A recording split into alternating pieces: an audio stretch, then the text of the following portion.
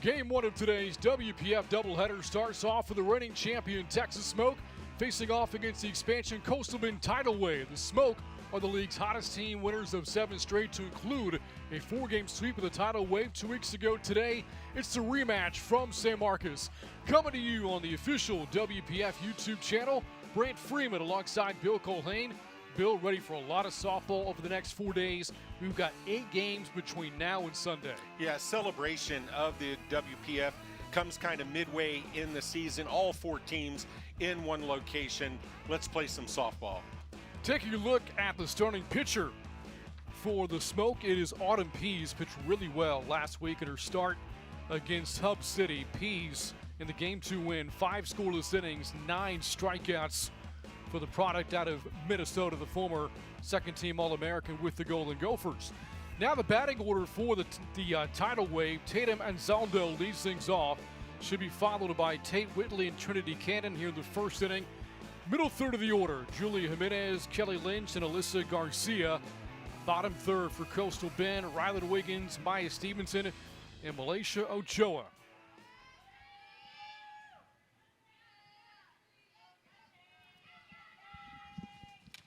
And the first pitch is high, ball 1. Again, this is the first of a doubleheader coming up later tonight. Hub City taking on the Texas Monarchs, and this is week 4 of the WPF 2024 season. Anzaldo, the leadoff batter here for the Tidal Wave, is ahead 2-0. Anzaldo, some big moments for her last week in the series win over the Texas Monarchs. A couple of walk-off wins for the Tidal Wave. Anzaldo scored the walk-off run both times. On the ground at first, taken care of by Jada Cody. And Autumn Pease takes care of Tatum Anzaldo.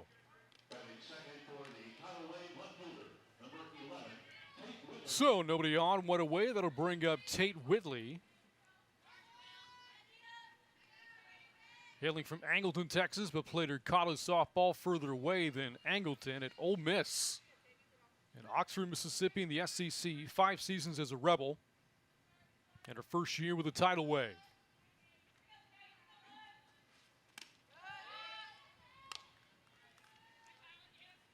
And Whitley, a tremendous hitter in Oxford. Career .342 average, 5th highest in the history of Ole Miss's program.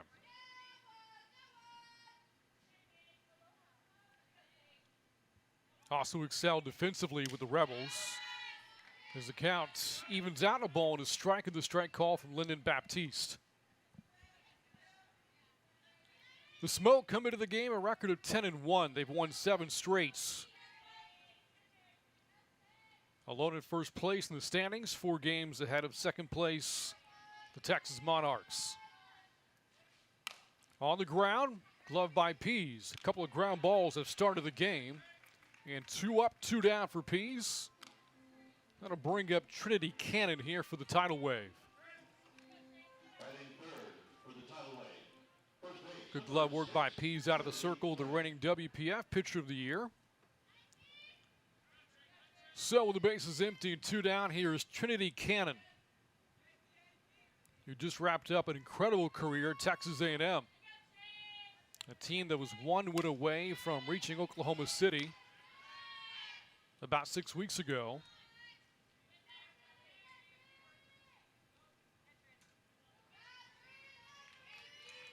And Cannon put the Aggies on her back in that Super Regional against Texas.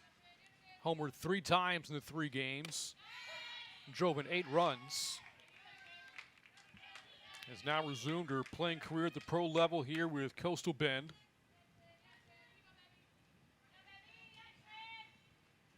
A lot of former Aggies on these 2 rosters. One of her teammates, Jazz Zilg, right now in left field for the Smoke.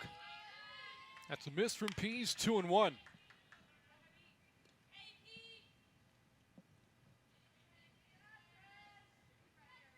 There is Jazz Zilg, having a great start to her career so far for the Smoke. Both played for the Aggies and hosted a regional before going on to Austin for the Supers. Nice pitch from Pease, strike 2.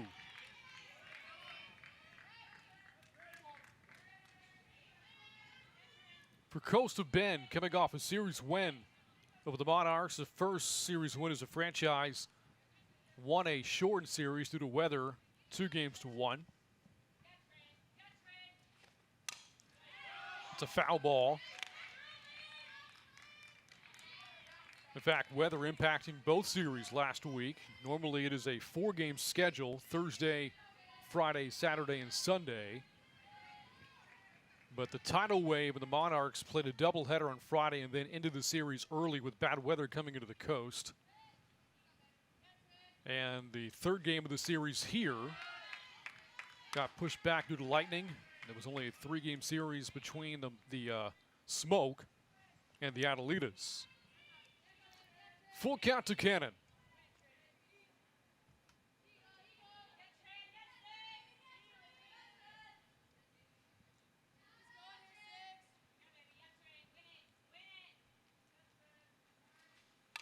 Foul back, and Cannon stays alive. You look back at the season so far for the tidal wave, we're 4-7. Opened the year with a 4-game split against Hub City, winning 2 and dropping 2 in Lubbock, and then got swept by the Smoke back home at Robstown before winning last week's series against the Monarchs. Full count to Cannon. That ball ripped to right but foul. Good battle here between Pease and Cannon. Again, a remarkable career for Cannon at Texas A&M. Over the course of her career, hit .349, hit 18 homers.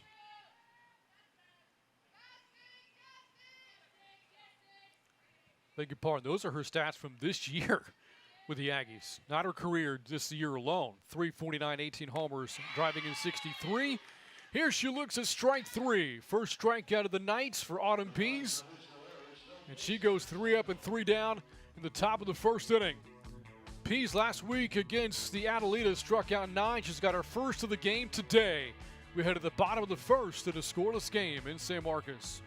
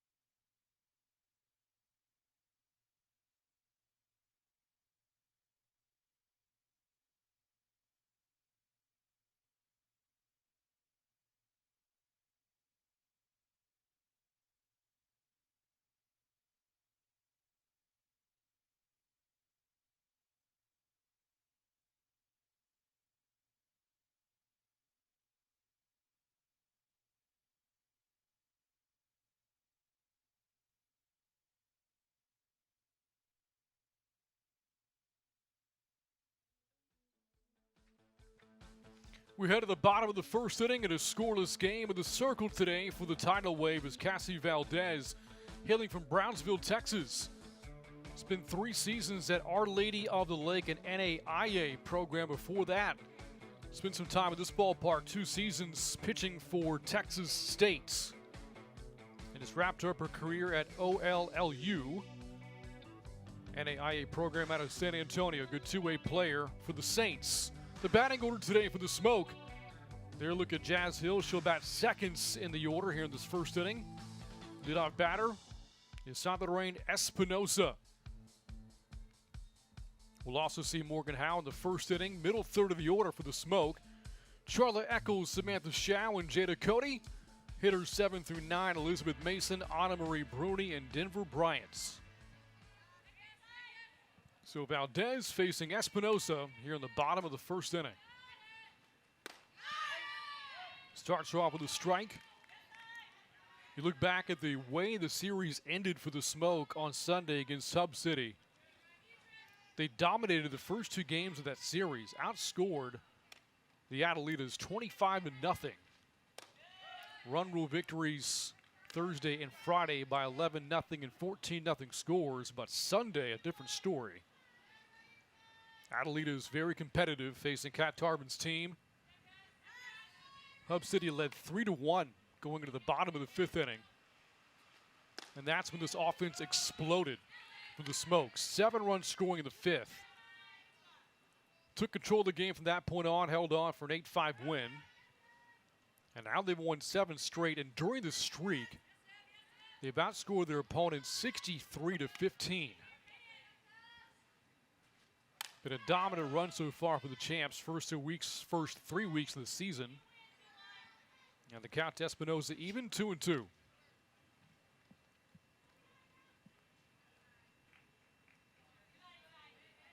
Look at that Smoke dugout, franchise a year ago that had the best record of the regular season at 22-14.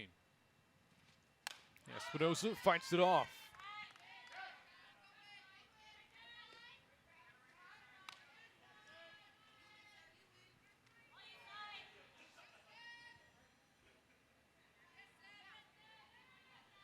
Again, the pitcher Valdez, 2 seasons at Texas State in 2019 and in the COVID-shortened 2020 year.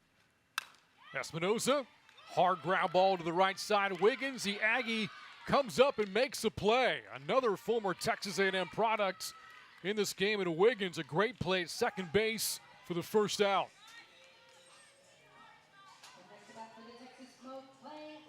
Great job to knock it down at a hard shot hit by Espinosa. Even better job of gathering herself, getting up and from her knees, recorded the outs to her ex-Aggie teammate Trinity Cannon. So 1 down at the bottom of the 1st. And now Jazz Hill.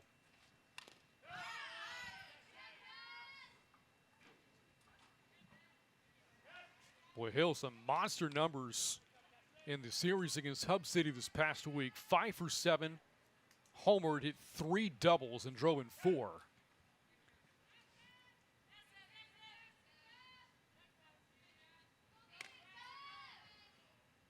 Bases empty, 1 away. Hill with a fly ball that shoots foul.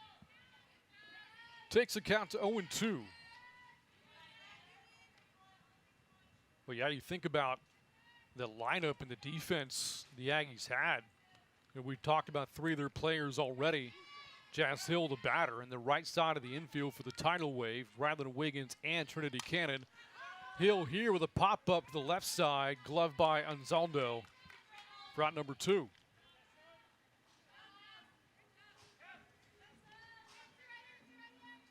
And Trisha Ford had quite the team in College Station this year. The Aggies head coach is now Morgan Howe, comes up with the bases empty and 2 down. Morgan Howe from Arizona State, hometown of Poway, California. The 26-year-old steps in and looks at a strike in the outer half.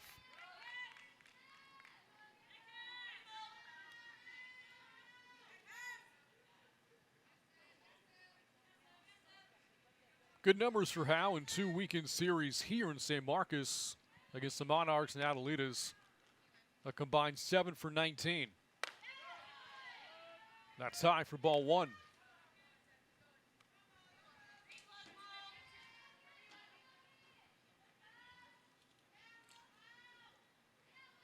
And last year's WPF Offensive Player of the Year.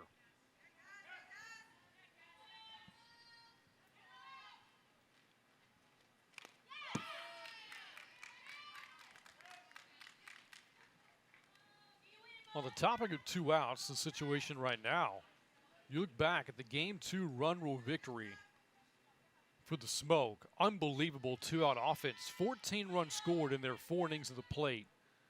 13 of those runs came with 2 down.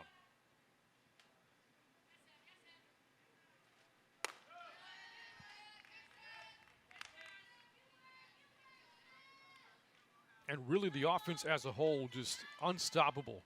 This past weekend, 32 runs on 35 hits for the Smoke. They homered 6 times. And as a team with runners in scoring position, 19 for 35.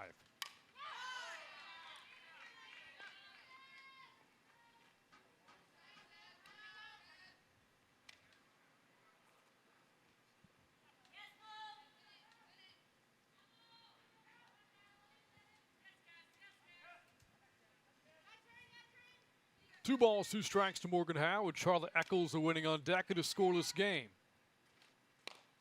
Weekly hit ground ball, gloved by Valdez, throw to first in time. So some good plays in the infield made by the Tidal Wave in the bottom of the first. And Valdez goes 3 up and 3 down against his stout Smoke lineup. We head to the second inning in a scoreless game here in San Marcos.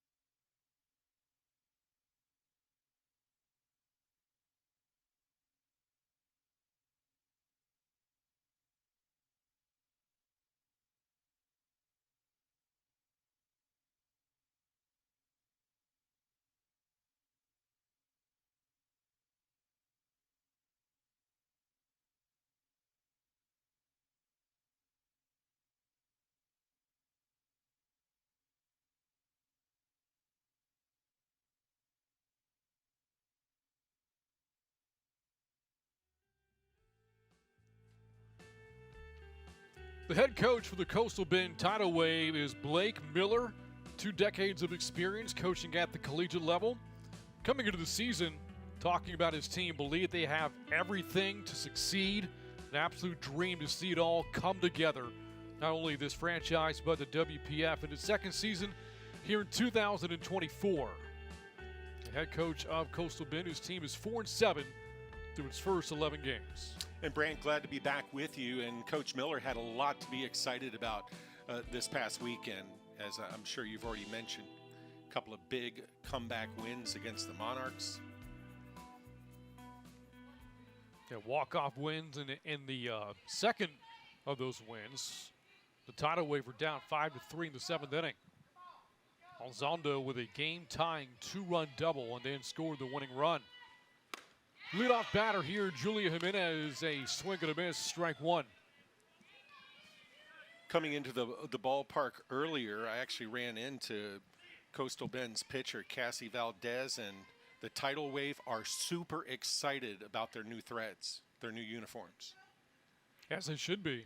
Yeah, first game today, first game that they've worn them. They've been wearing their practice gear. Kind of the color scheme reminds me a little bit. Got old school Milwaukee Brewers. Got powder blue numbers. Got yellow in there. The dark blue as well. Maybe some Rays. Yeah. 1 ball, 1 strike. Now 1-2. Another swing and a miss by Jimenez. There's a good look at the uniforms there. And again, just think, go from practice gear to those. Quite an upgrade. This is also the first time playing in San Marcos.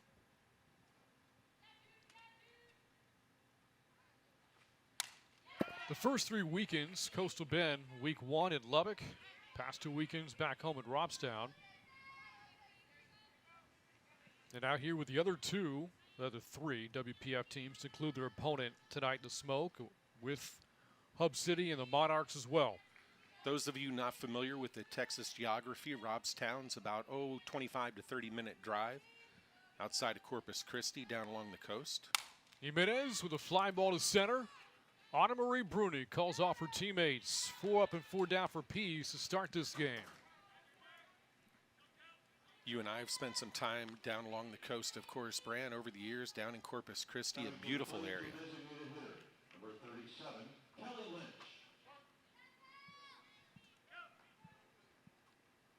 And now the DH here for Coastal Bend, Kelly Lynch.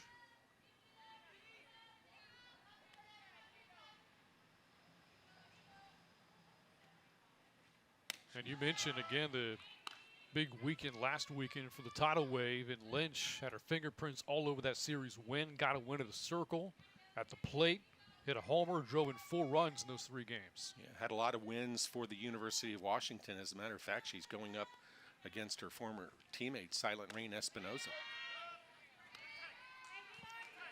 Yeah, so Lynch, 4 seasons a Husky in Seattle.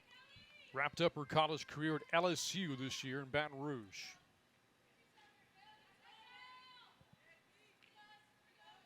Named second team All-SEC and a good 2-way player for the Tigers. You go back to her time in Seattle, 9-3 record with 2 saves, 2.43 ERA, struck out a career high 101 batters before making her way down to Baton Rouge. Well, that's quite the cultural change, isn't Right. it? Seattle to Baton Rouge. Yeah, just a little bit different. The menu's different as well. That is a foul ball and just push foul there by Lynch. Our home plate umpire did a great job of getting out there. Lyndon Batiste had a good look at it as it went wide of the bag.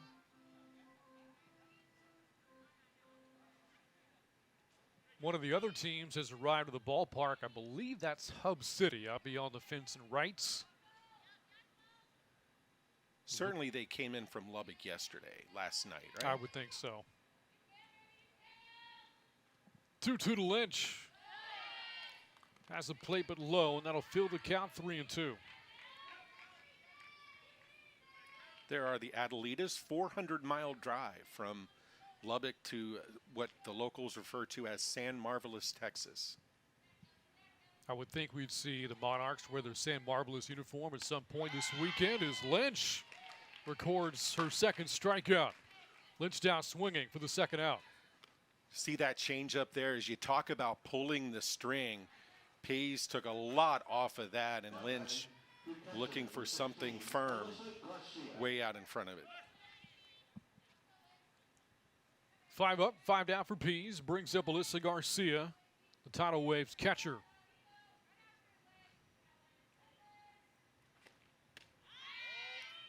We talked a lot about these, former college teammates now either facing off against each other or teammates once again here in the WPF. In the case of Garcia, wrapped up her career at San Diego State this past season. A couple of Aztecs play for the Adelitas. We've seen McKenna Brocky and Allie Lynch. Yeah, a lot of paths are going to cross, not just this weekend, but here in the 2024 WPF season. Great to see. And sometimes, pregame, postgame, you and I have been fortunate to witness those reunions between people. 1 ball, 1 strike. Swing and a miss. A lot of swing and miss stuff right now from Pease. That's strike 2. Yeah, a little bit different than the last time we saw Pease in the circle.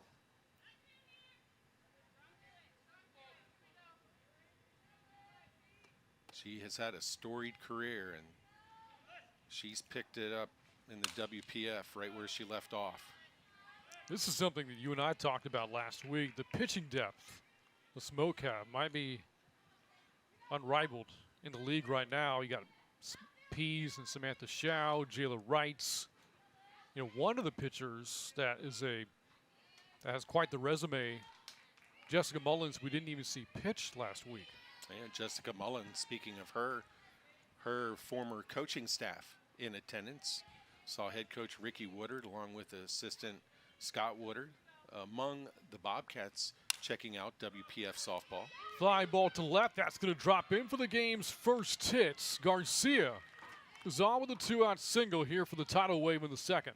As you saw Jazz Hill, the left fielder, come in, good decision by her. She might have possibly had the opportunity to dive for the ball, but understanding the situation where there's nobody on, 2 outs, if she dives for it and doesn't make the play, the ball's going to roll to the wall, and likely the runner will end up at third base. And a pinch runner in Garcia's place so she can get her catcher's gear back on. It's Kelly Lynch. Again, the WPF rules allow for that. So the inning extends now to Rylan Wiggins. Had a good play at second base for the Tidal Wave in the bottom of the first inning and batting now for the first time. So you're a stats guy, right, Brant? Very much. Yeah, very much. So how do you feel about the fact that the pinch runner gets credited with the run scored if they were to come in. Huh? You see? I Is don't it know too how early? I don't know how I feel about that. Too early in the weekend for a question like that? All these years covering both baseball and softball, never really quite thought about that. But in particular, for me, it's magnified with this rule. That's true. Ball gets away. Mason throws down his seconds, and the tag is applied by Espinosa.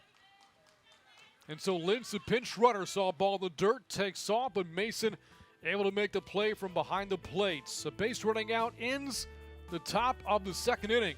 Still scoreless in San Marcos. You're watching Women's Pro Fast Pitch on the official WPF YouTube channel.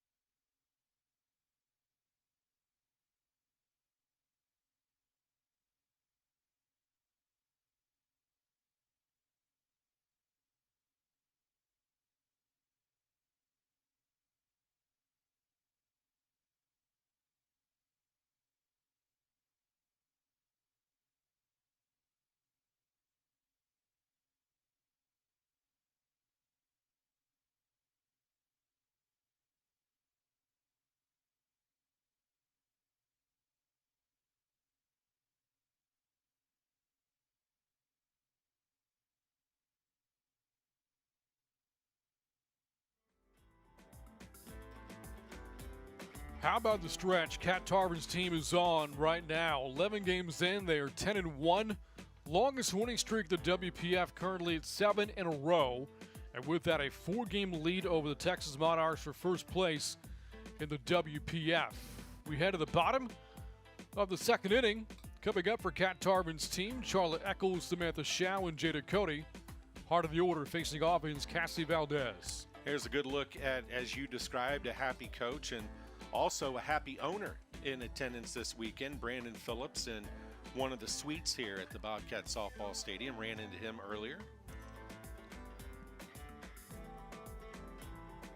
Saw him here last week as well with the series against Hub City. He's a busy guy with all he has going on.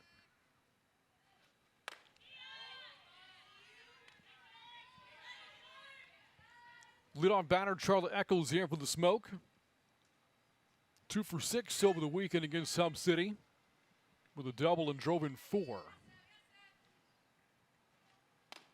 And she's ahead against Valdez, 2-0.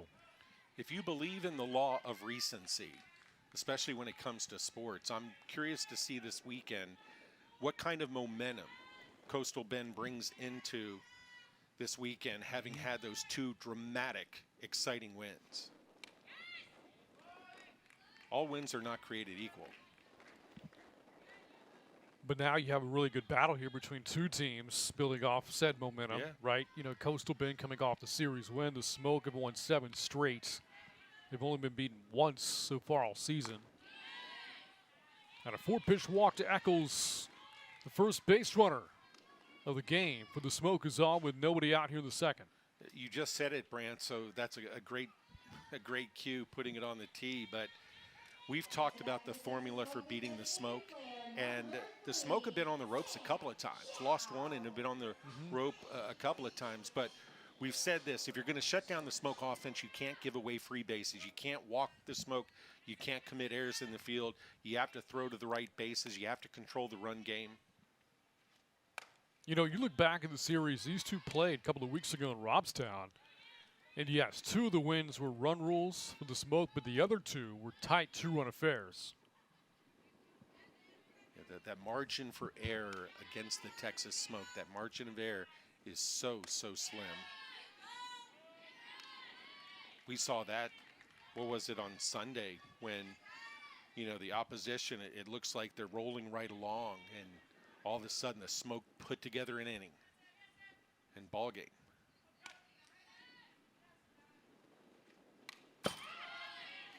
You know, in terms of the 2-way players we've seen in the league so far, I'm not sure anybody's been better than Samantha Shao so far as a two-way player. No argument. We haven't seen everybody, or I guess I'll speak for myself. I have not seen everybody, but yeah, in terms of her ability to pitch it, to hit it, to play out in the field, just phenomenal. And not unlike what she did in college. Shao opened last week's series against Hub City with a win of the circle, 5 scoreless innings. Also hit a 2-run homer. And the sweep over the Adelitas. Here with a pop-up, might be playable, and the catch on the run is made by Maya Stevenson. Now, she and Rylan Wiggins kind of ran into one another, but give a lot of credit to Stevenson, the focus to make that play for the first out. A long way to range over for the right fielder, and let's keep this in mind as well. You said it about 5 minutes ago. For Coastal Bend, this is the first time they've played a game in a long time away from their home ballpark. It's the first time they've played here, so Stevenson, she's dealing with ball. She's dealing with having to travel. She's dealing with the fact that short wall along right field is coming quickly. And, oh, by the way, here comes her teammate. Now batting is Jada Cody. Talked about that come from behind win for the Smoke on Sunday against Hub City. Cody had the game tying 2-run homer as a part of that 7-run 5th inning.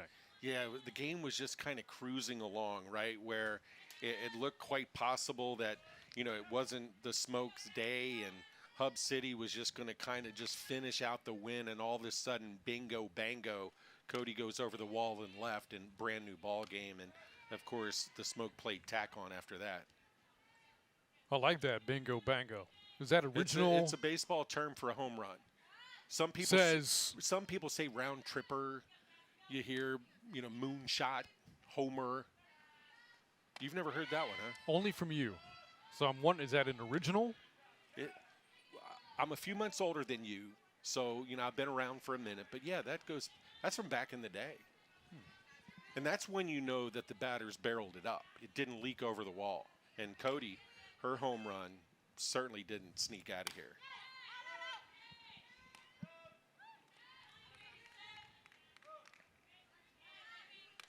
Jada Cody, the batter from Marietta, California.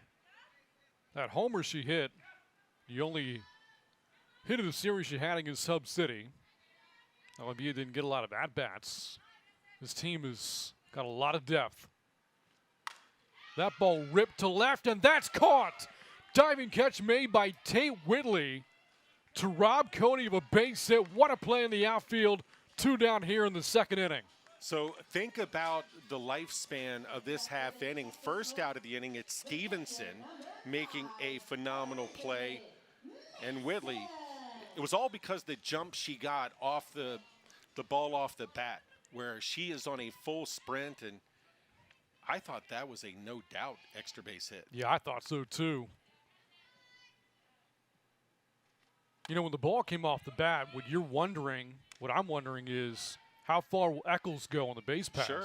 I was grabbing my pen, partner. I was going to put that in a book as at least a 2B. Instead, she stays put at first base. 2 outs, Elizabeth Mason batting. Counting with 1 ball and 1 strike. I know it's early, but this game is kind of has that feel of the game on Sunday. When Hub City built that lead of 3-1 and the Smoke couldn't get anything going. Hub City was playing very good defense. That ball hit towards right, and the catch not made by Wiggins off her glove. Eccles on her way to third base. Great effort there by Wiggins. Couldn't quite track him down. And as a result, the inning extends now. 2 runners on with 2 outs. Eccles had the benefit of 2 down, so she was off with the crack of the bat. Stevenson, if you see her in the top part of the screen, her initial move was to go back, reading the ball off the bat. And I'm not sure that even if she had come in immediately, she would have made the play, but it certainly didn't help her cause.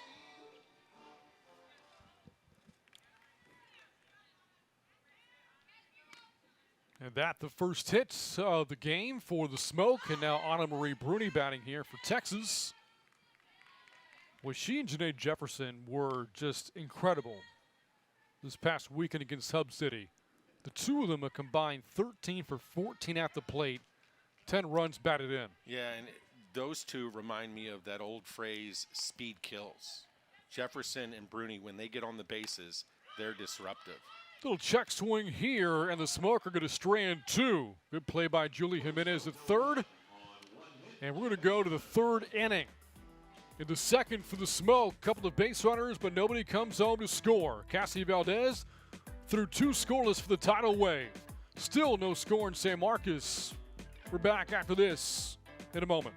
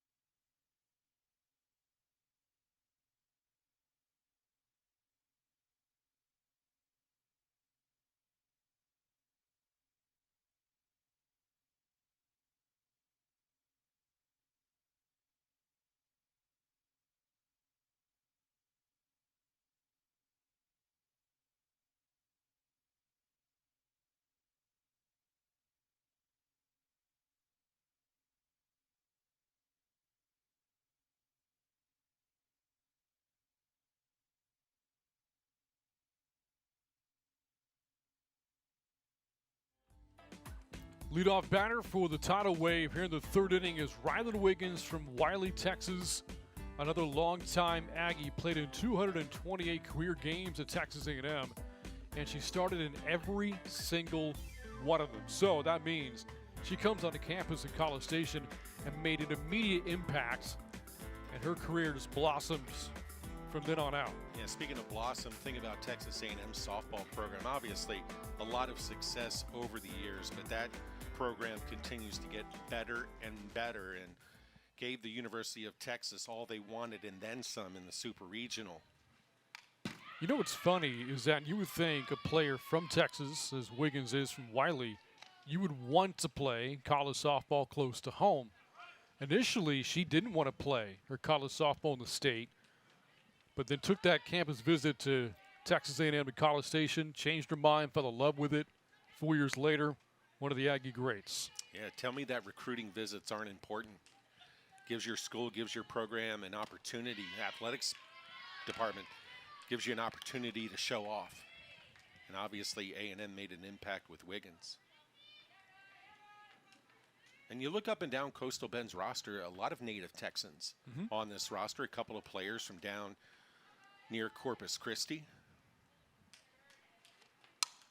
Grounded foul by Wiggins, 1-2. Hit a career-high 284 with the Aggies in 2024. Homered 11 times. And bats to lead off the third inning here for Coastal Bend.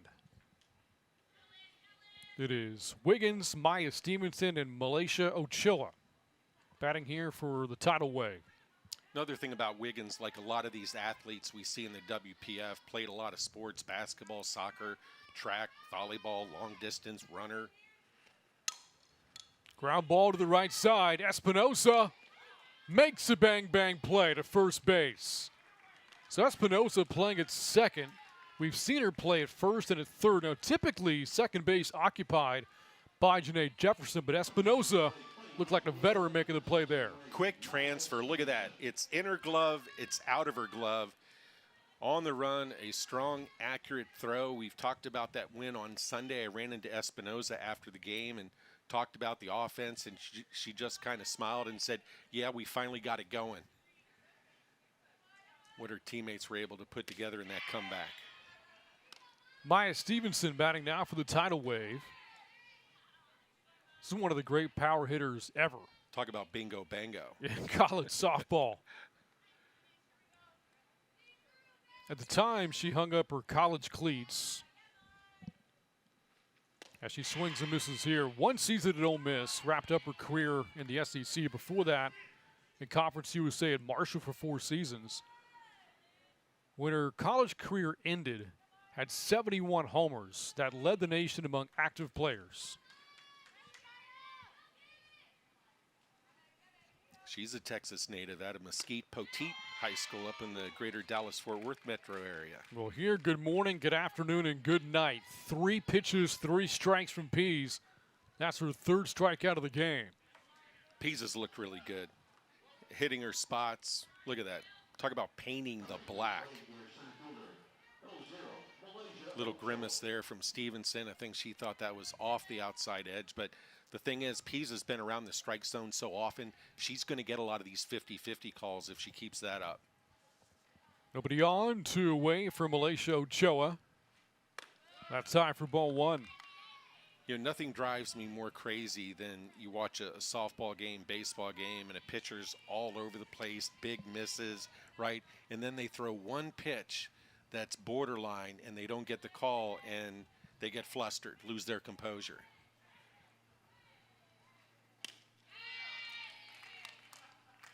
One ball, 1 strike to Ochoa out of Chino, California. One of a couple of former Iowa State Cyclones on this Tidal Wave roster. Did you fill out your scorebook today?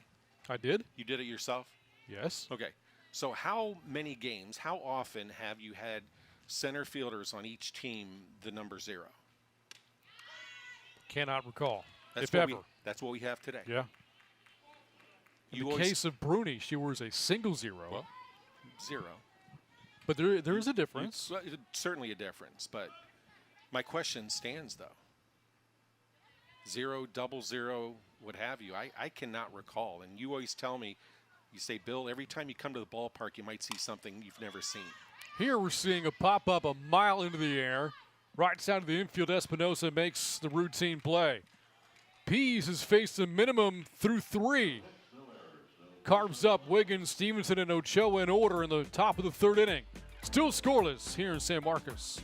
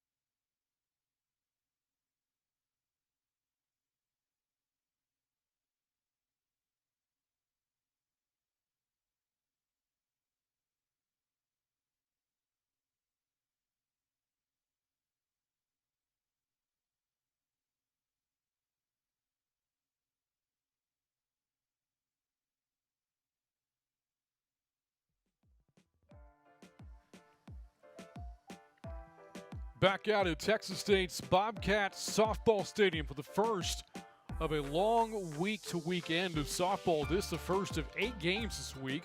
Doubleheaders today, tomorrow, Saturday, and Sunday. So you get a ticket, you're getting your money's worth this weekend. Yeah, and that was a perfect shot by our team.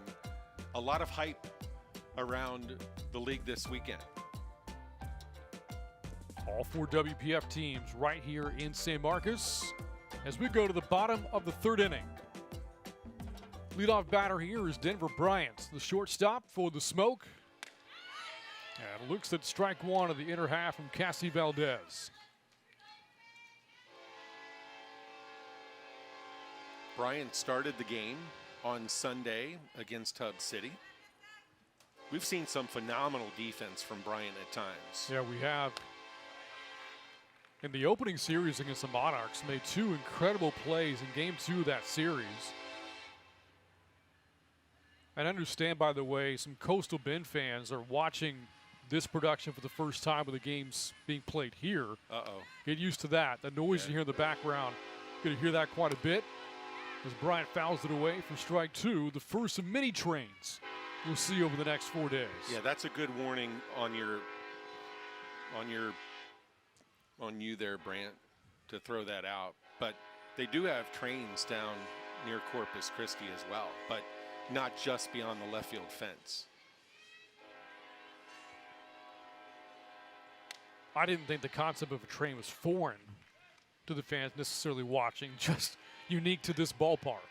It is. It's Right. it's really interesting. And behind us is the baseball stadium here at Texas State, and the train tracks, as you know, are just beyond the right field fence. Don't be alarmed by the large metal thing in the background. You know, people at home turn to each other. Is that thing moving?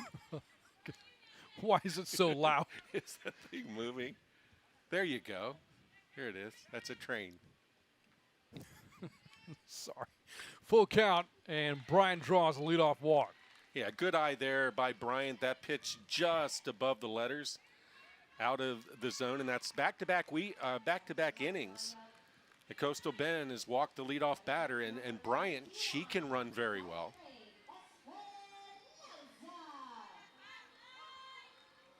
And back at the top of the Smokes lineup card to Silent Rain Espinosa from Alpine, California. Wouldn't be surprised to see Espinosa put it down. Jimenez at third, Cannon at first are in. Doesn't show there.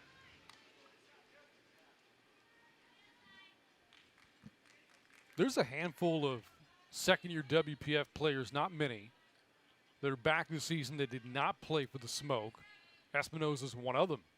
Last year was on the U.S. SSA Pride.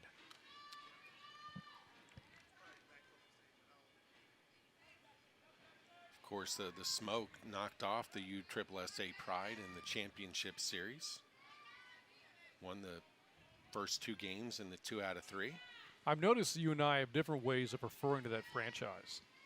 You go with USSSA, which is, I mean, that's nice and succinct. I'm going U.S. SSA Pride because I notice if you try saying all 3 S's in a row, you get lost. Either you don't give enough or you give too many S's. That's it. So we both figure out a way to overcome that issue. Yeah, it's Axios smart brevity. I just try to minimize the syllables. Good pitch there. Looked like a change from Valdez. That is the smartest thing I've ever heard you say on the air. Thank you. We've been partners for, Going on 2003? Going on 20 plus years now, yeah. And whatever 2 words you just pieced together, I don't remember them. That was great. That ball lined right back to Valdez. Throws a second after recovering. The relay back to first, not in time. Well, but Valdez, cat-like reflexes there in the circle, and able to get an out of that play. No doubt. And fortunate for Valdez, when she knocks the ball down, it lands right at her feet, as you see there. Bare hands it, makes a strong throw. And I'm going to make that comment again in terms of what Valdez did. If you noticed, as they go out to check on her in the circle, I think she got a lot of glove on it, so she's okay. You see a big smile there. But if you notice Valdez, when she went down to get the ball, she didn't pick it up with her glove where she had to make a transfer. She picked it up with the bare hand and made the strong, accurate throw to second base. Good for the first out. Scoreless game, still here in the bottom of the 3rd inning as Jazz Hill bats for a second time. Too often you see young players, they'll pick a ball up off the ground with their glove, and again, it takes time to make that transfer. Your instinct is, hey, I have a glove on my hand. That's what it's for, to grab and catch the ball. Well, not when you're trying to make a quick, fast, accurate throw. Valdez has certainly held her own so far against this lineup, albeit now seeing it a second time through. And I do see some activity in the Tidal Waves bullpen right now. Kelly Lynch, who we talked about as a great 2-way player, getting loose for Coastal Bend. You know, Brant, you say second time in the lineup, and that tells me that you've watched the Smoke play, and you and I have watched this team enough. You wonder when the opposing coaches in the league are going to start making that decision of, you know what, even if our pitcher gets off to a fast start, we want to be ready to push the button, to have the leash on the pitcher, so to speak. Because a 5-run inning, a 6-run inning can happen the snap of the fingers if you're not ready.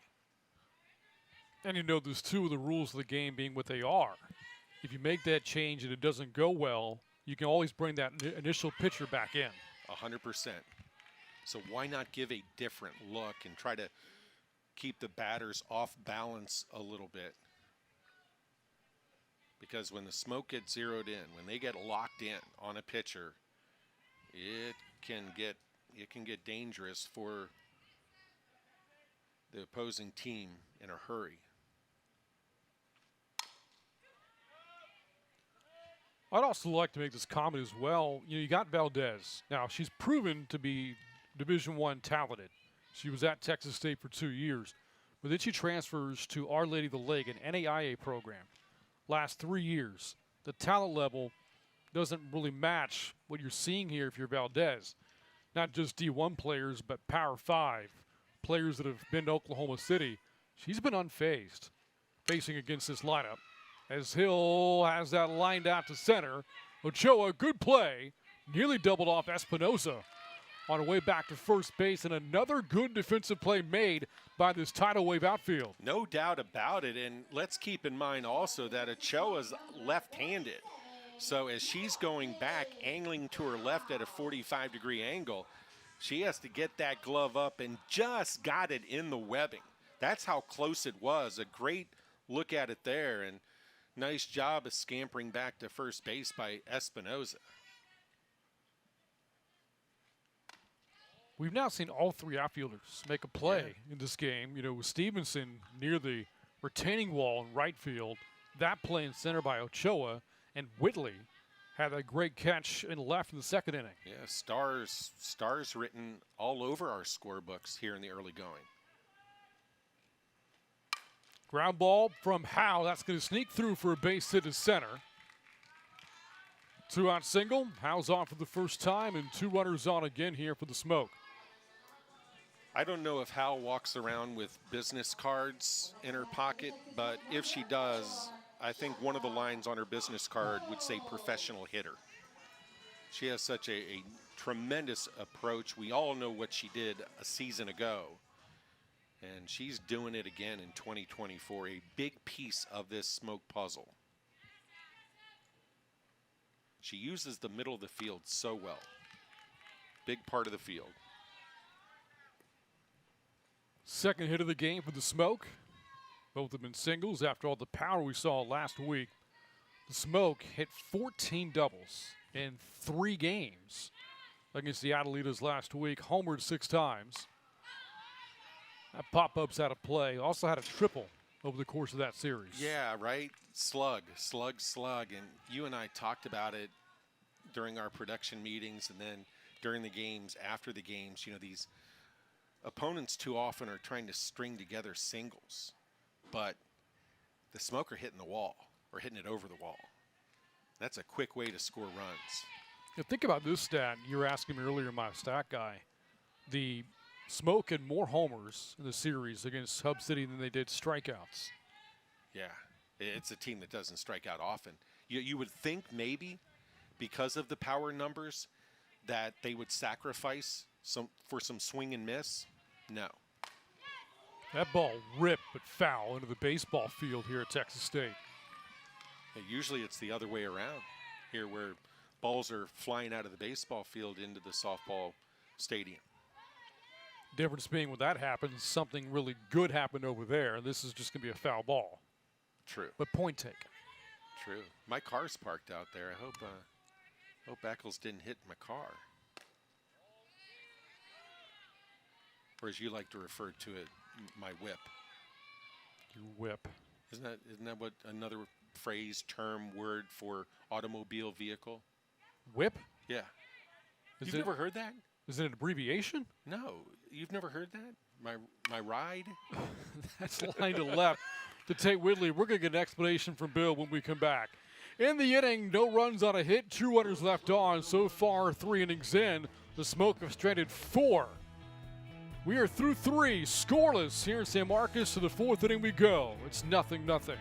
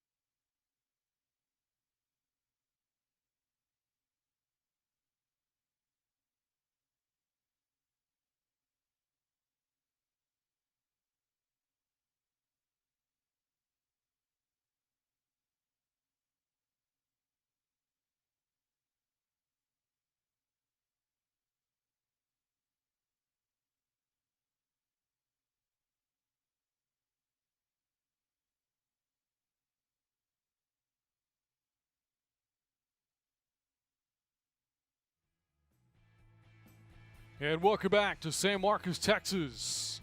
Game 1 of this big week of the WPF. And this week starts with the Coastal Bend Tidal Wave and the Texas Smoke. Brant Freeman alongside Bill Colhane. Glad to have you with us on this Thursday afternoon, turning into the evening. We are scoreless through 3. To the 4th inning we go. Tatum Anzondo leads off here for Coastal Bend, facing Autumn Pease, who so far faced the minimum. Get a good look at what Pease has been doing. Great example there. Yet again, changing speeds and at times making the tidal wave batters expand the strike zone. So far, she has 3 strikeouts, 1 in each inning for Pease. And she's ahead against Anzondo here now, 1-2. All right, Bill, so you looked it up, and technically, I guess you're right. Not technically. Whip. So, but here's what I'm confused about. What is it short for? Is that is WHIP an abbreviation for something? No, not like a make of car, a model of car. I think it's just something that the kids started saying, and it caught on with us, except for you. Kids in what era?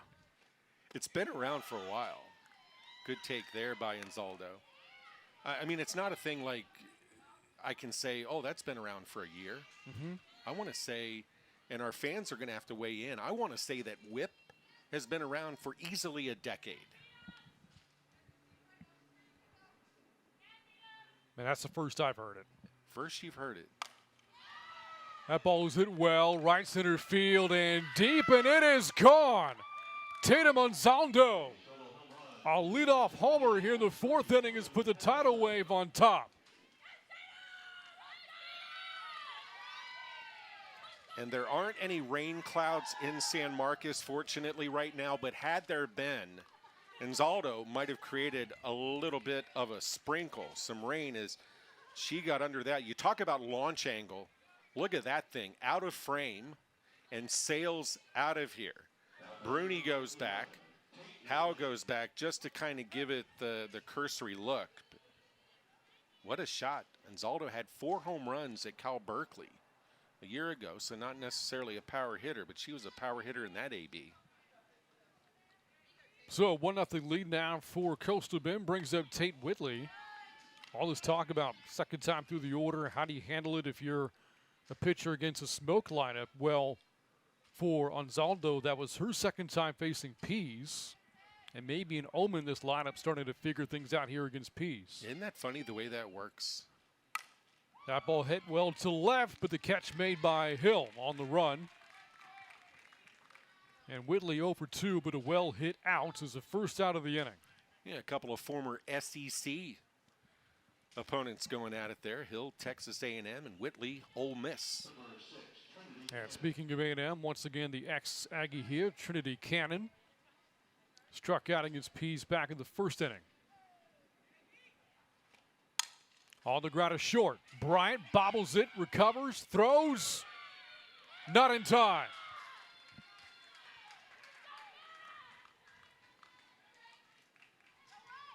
You and I have seen a lot of softball here at Bobcat Softball Stadium, and this turf and field, this facility, exceptional, right?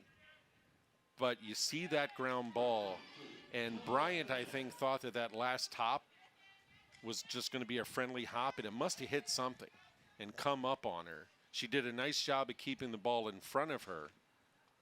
Tough break there for the Smoke shortstop. So a runner on and one out for Julia Jimenez. That has been scored, by the way, as an error against Bryant.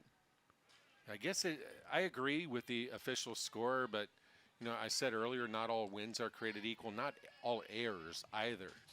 That was just a tough break there for Bryant, the shortstop. On the ground, Bryant tested again. Comes through to Espinosa, back to first for a 6-4-3 double play.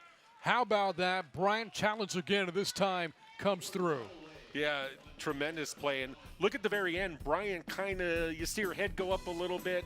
Nice turn. It ends the top of the inning, and we are going to the bottom of the fourth.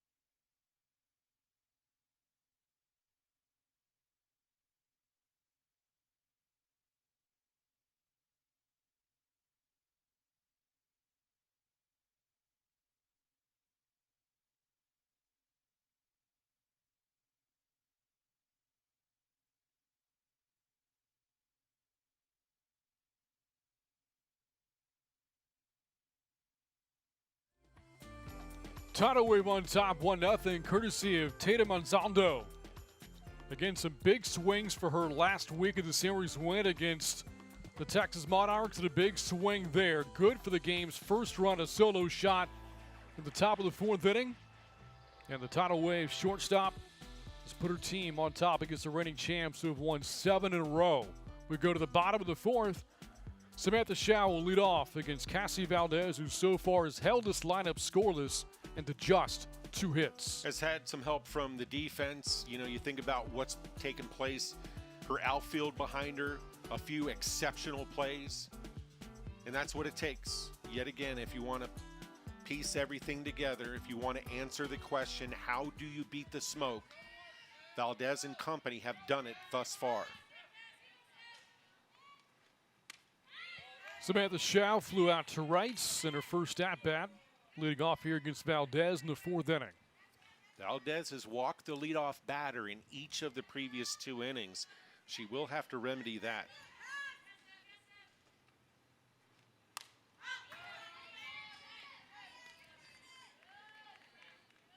So again, coming up later tonight, we'll have the Monarchs against the Adelitas. For Hub City, been a tough 7-game losing streak for them.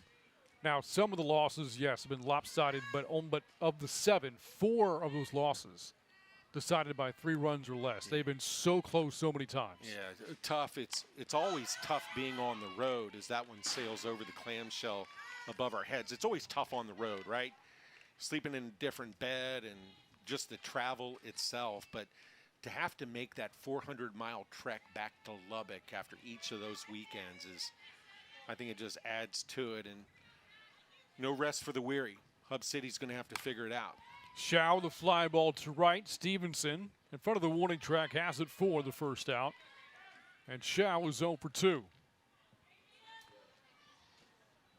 Got Shao kind of on her front foot there. And that was just a lot of arms. Still showed some power, right, to get the thing kind of deep right field despite not really getting her legs into it. Again, the Tidal Wave in those sharp new uniforms. The Smoke, one of the variations that they have, they're wearing here tonight. One of 4 different uniform combos they have. Jada Cody takes a bell tie strike. It's 0-1. Valdez didn't tell me when these uniforms came in. She just mentioned this is their first game in them. But I know you had an opportunity to check out Coastal Bend over the weekend, and those uniforms didn't look anything like this. They did not. Another fly ball, and Stevenson, another catch. Cody's also for 2. Yeah, for the Smoke, we saw these uniforms in the series opener last Thursday, against Hub City. Or actually, we saw them in Game 2 on Friday. In the opener, we saw the all-red look. And then Sunday, the finale, the white pinstripes. And there's also an all-black uniform the Smoke have. Yeah, really sharp.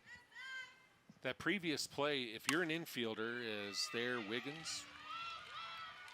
Watches it drop into right field. Stevenson gets it in. But on that previous play, if you're an infielder, that ball in the air is your ball. You track it, run as hard as you can into the outfield, and wait, listen for the outfielder's voice to call you off. And that's what they did on the previous play, and just good placement there by Mason dropping that ball in front of Stevenson. Mason's 2 for 2. Has 2 of the 3 hits for the Smoke as Anna Marie Bruni comes up. And they're going to bring in a pinch runner here for Mason. There's your rule. There is the rule. The previous batter prior to Mason, Jada Cody, serves as her pinch runner. I look in the dugout for the Smoke. Have you seen Jaquish? I have not. To keep an eye out for that. Obviously, she's a big part of this team.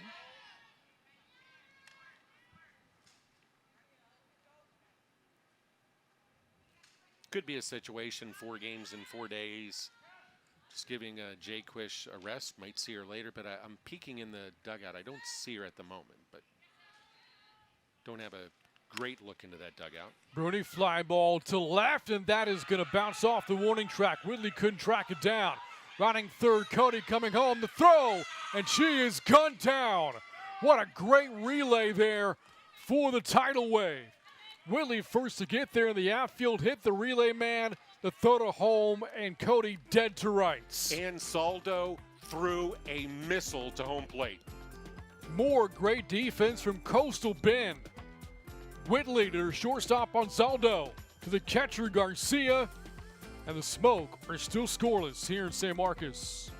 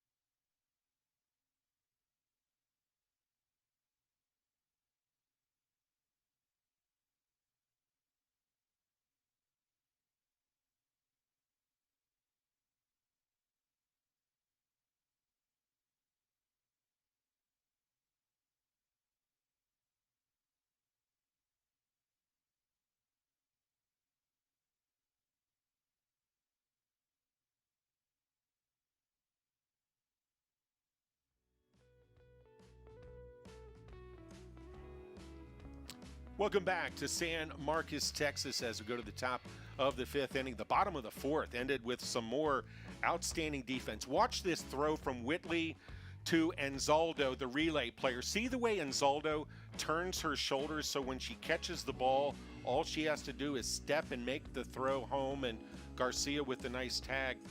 Oftentimes, Brant, you'll see especially younger players on a relay, they'll have their back to home plate, so they have to catch the ball, turn their bodies, and then make the throw.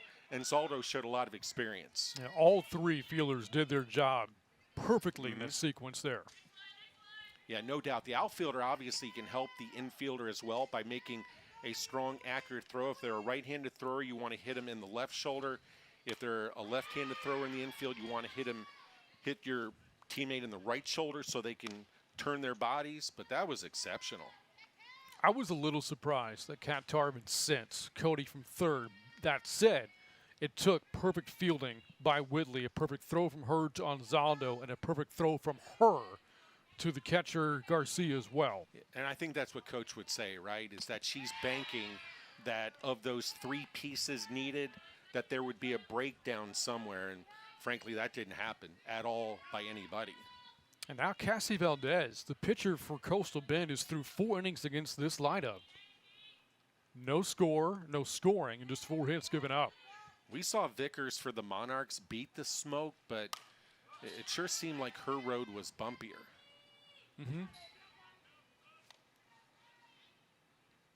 And also this for Valdez. I'll say this for Valdez. She has no strikeouts in this game either. You talk about the road being a little bumpier. For Vickers, she had strikeouts. Yeah, she's that kind of pitcher. 2-2. Popped up here by Lynch. Behind the plate, Mason has the catch for the first out. And to your point there, the Smoke, they don't strike out a lot anyway. Number 16, Alyssa Garcia. Yeah, you're not going to get a lot of strikeouts. That's why you need a strong defense behind you.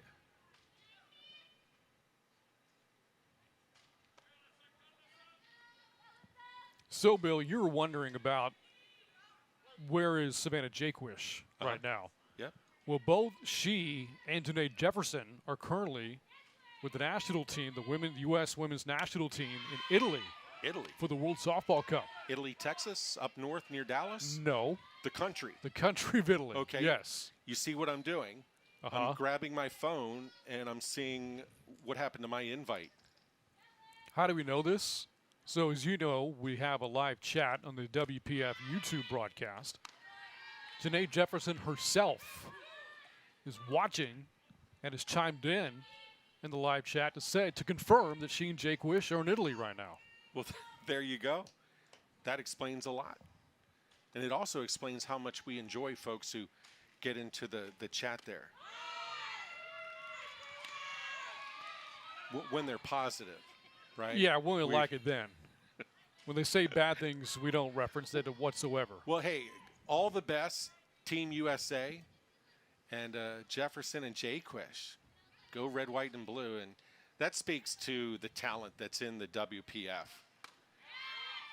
There are some and when I say very, I mean capital V, very good players in this league. There's one of them there. That being Autumn Pease, has given up just 1 run so far along the way. 3 strikeouts through more than 4 innings. That's a miss inside, fills the count here to Alyssa Garcia. You know, and with Jefferson and Jaquish over in Europe, so what that means this weekend, and you hear coaches and players say it all the time, it's an opportunity for players like Mason, players like Espinoza making the move to second base to step up and try to fill the shoes of 2 great players. Ground ball to Espinoza. Makes a play second again in place of Jefferson. And 2 outs in the top of the 5th. I have a feeling that, and I speak for Espinoza and Mason, each of those 2 players have a lot of confidence in themselves. Miss their teammates, but they trust their stuff. Second time Rylan Wiggins batting in the game. She's 0 for 1 with the ground out. And Wiggins takes strike one. Another pitch on the corner. Up, down, in, out. With the exception of the, if you want to call it a mistake to Anzaldo. Pease has been trading blow for blow with Valdez. So, by the way, again, today, Jefferson, you're watching. Tip of the cap to you again. What a series. Last week for Jefferson, 8 for 9 with a homer, 3 doubles, drove in 7. Unreal for her last week. Yeah, not supposed to be that easy. The way Jefferson, we say last weekend, but the 2024 season so far, Jefferson has been absolutely incredible. I mean, what can she not do? And I guess as you and I listen to us, Brant, maybe that's why she's in Italy right now. And of course, the home run we should note was inside the park. Yeah. And the move that she made to finish that play, the way I described it was she used a Euro step in basketball to get around the Adelita's catcher to score on that play. Yeah, that video clip was on the internets, the interwebs. And remember our friend Peter, the photographer here? Yeah. We were talking about Peter. He got a shot of that, a great angle shot of that, and he's using it as his Facebook profile picture or maybe Twitter. Yeah. Yeah, and for you folks who might be asking, what are Brant and Bill talking about? Look for the move Janae Jefferson made last weekend when it looked like she was dead to rights trying to score. I said Sugar Ray Leonard, Matrix. Now, those two references I understand. I'm still trying to wrap my head around whip. And no, we're not talking about walks and hits per innings pitched here either. Yeah, I thought you were going to say you were confused by Eurostep, and I was like, hey, you're a Ginobili fan. Big gap in right center, incidentally. The right fielder, Howe, is way over towards the line and right. Not a lot of strikeouts in this game. Pease has 3 so far through 4 2/3. None for Valdez. That's because the 2-strike approach for both teams has been excellent so far. It has, and pitchers have, quite frankly, done a good job of pitching to contact. Good command, good control by both individuals in the circle today. All that said, Wiggins reaches and strikes out. That's punch out number 4 for Pease. A 1-2-3, top of the 5th for Autumn Pease, a former Minnesota Golden Gopher. And through her 5 innings of work, she now has 4 strikeouts, but her team is down 1-0 as we go into the bottom of the 5th.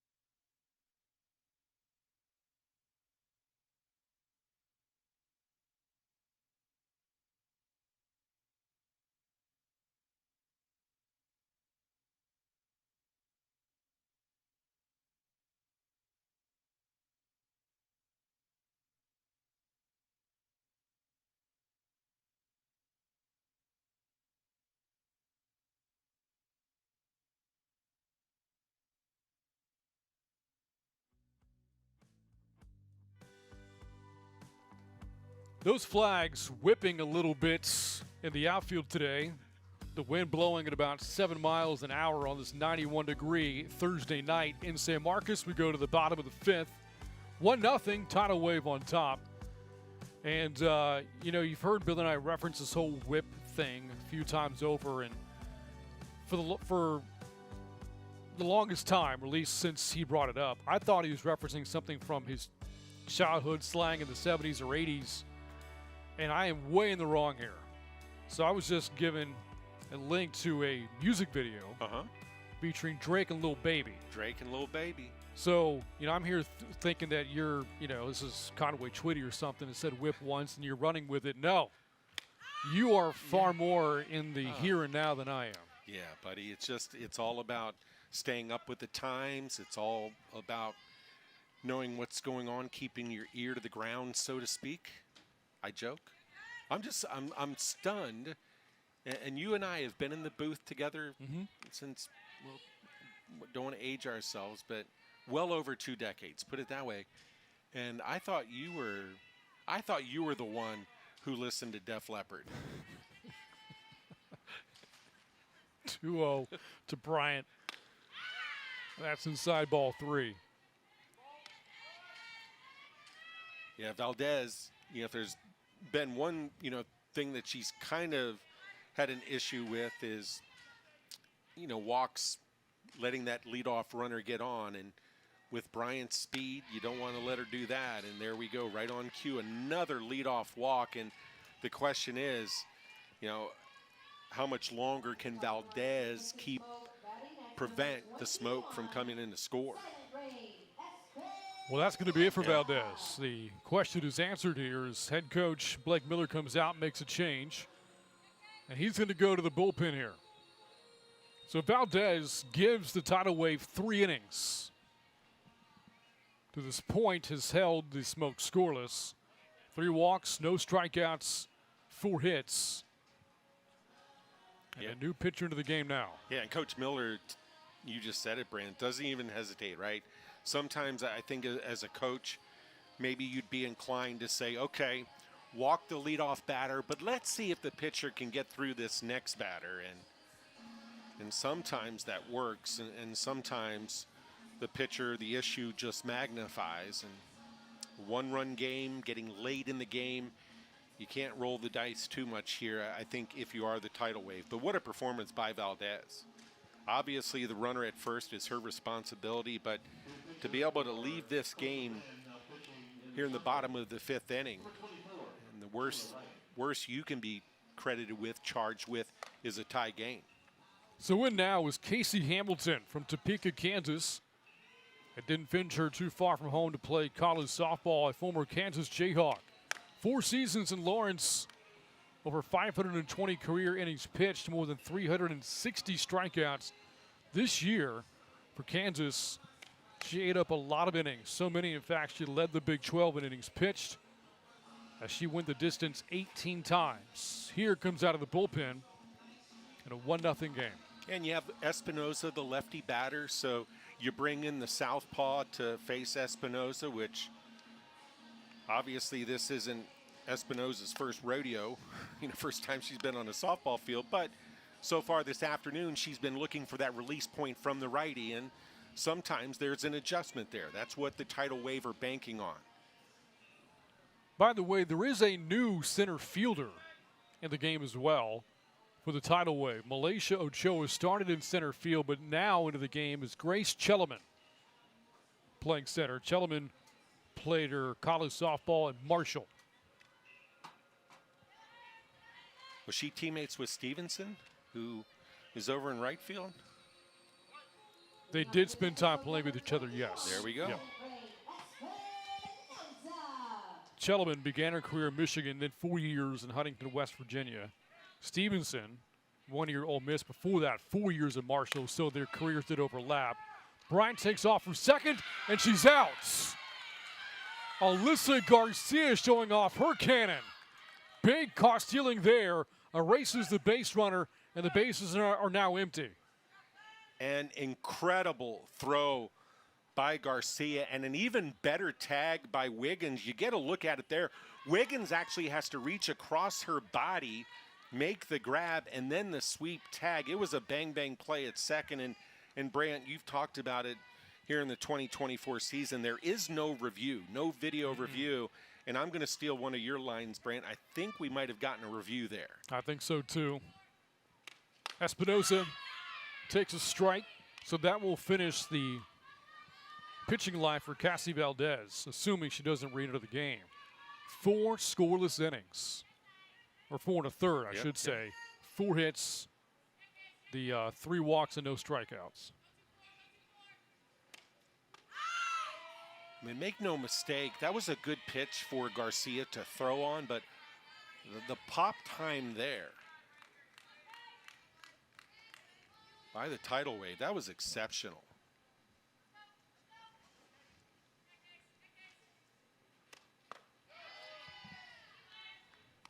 It wasn't like Bryant had a terrible jump. We know Bryant runs well.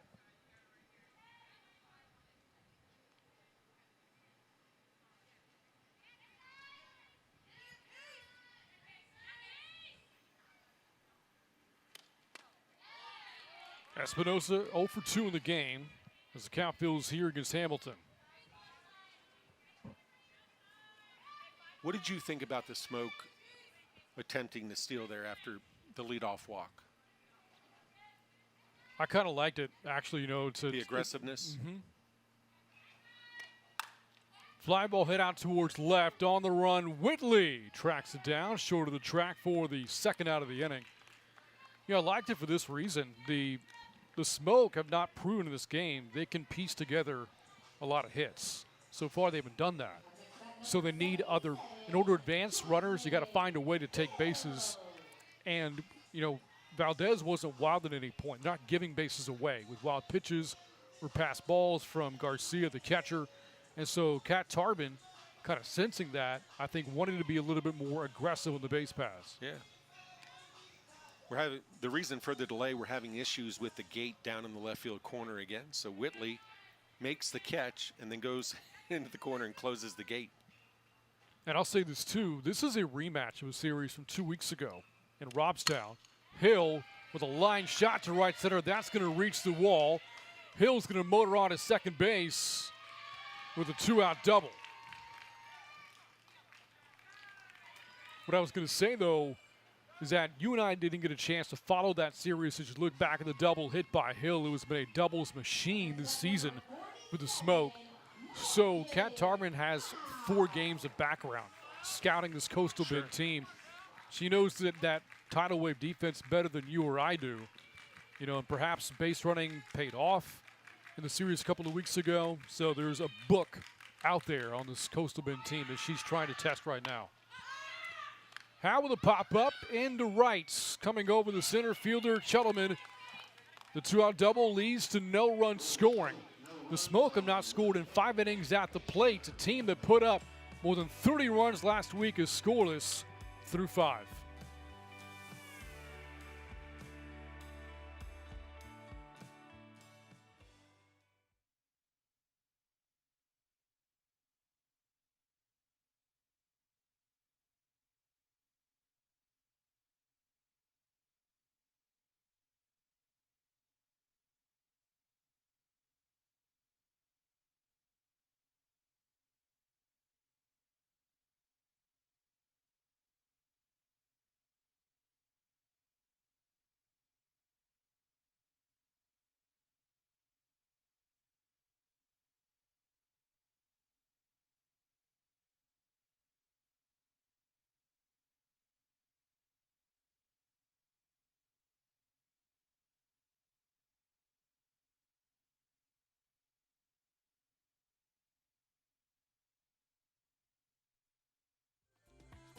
Back out at Bobcat Softball Stadium. Got a pitcher's duel right now, 1-0. Tidal wave on top as some fans catch some Thursday night softball. There's the coaching staff Bill referenced there on the far right, the seat back. Texas State head coach Ricky Woodard. All the way to your left in the TXST gray sweatshirt, her brother, Scott Woodard. And there's our guy, Peter Vives, the photog who almost got hit by a few balls last week. Almost got hit by a few balls, and again, he has a picture, does Peter, out there of the before-mentioned Janae Jefferson inside the park home run, the play at the plate. So, a lot of celebrities here at the ballpark. So, batting in place of Maya Stevenson here is Chellerman.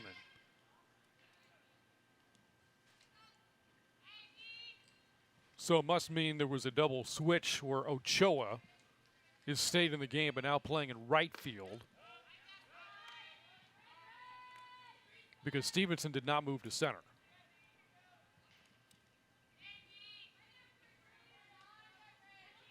Stevenson did have a tough at-bat her first time up, struck out on 3 pitches. 1-1 to Chellerman. That's high ball two. Let's talk more about the leadoff batter here for the Tidal Wave. Grace Chellerman from Woodhaven, Michigan. Her last college year, 2023 at Marshall, for a team that went 45-10 that season.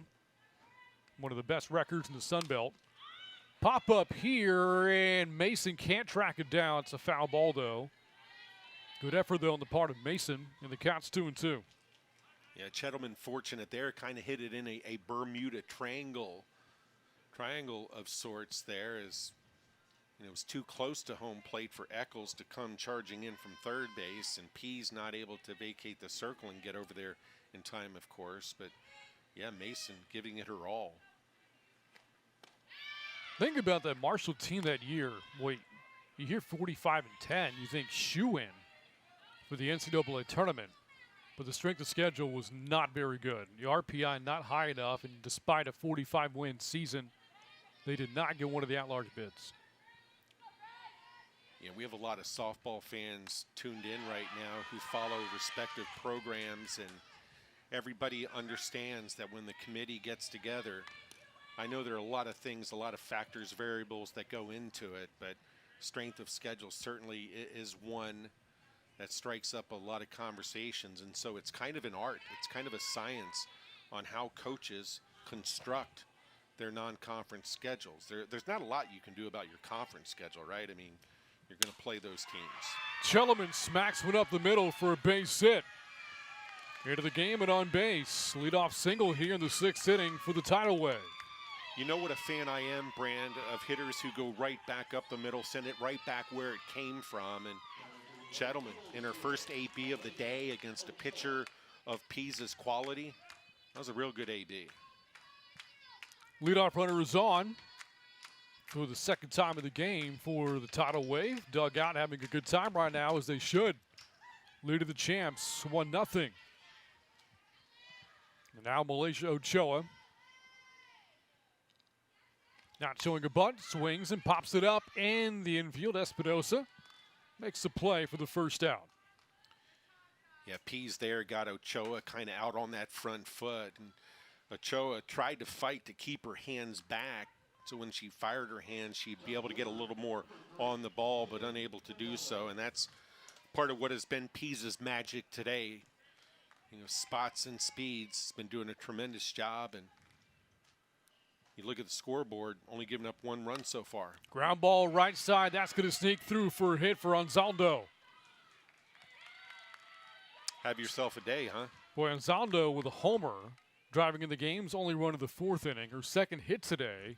Had that tremendous infield assist for an out of the plate early in the game as well. And just like last week, her fingerprints all over this game.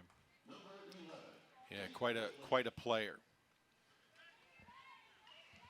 Tate Whitley, don't sleep on her either. Texas native out of Angleton, down in southeast Texas.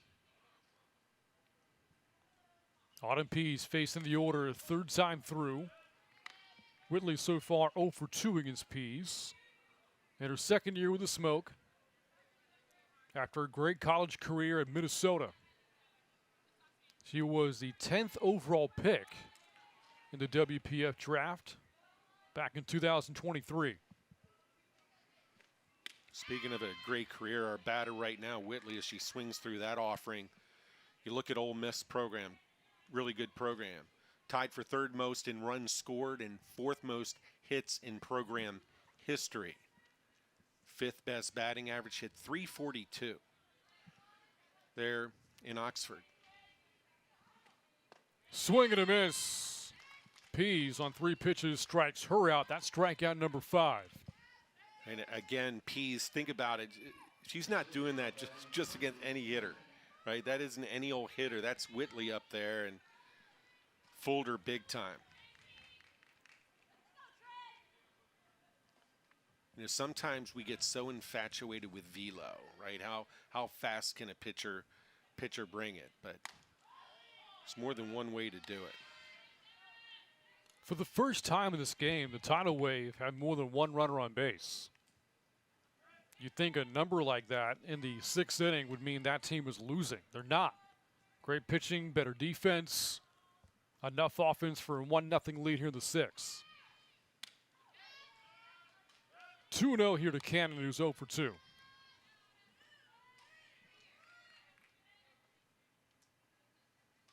to have a timeout here. Going to have a visit in the circle by the defending champs. Well, for good reason. So you got 2 runners on and a 2-0 count to a tremendous power hitter in Trinity Cannon.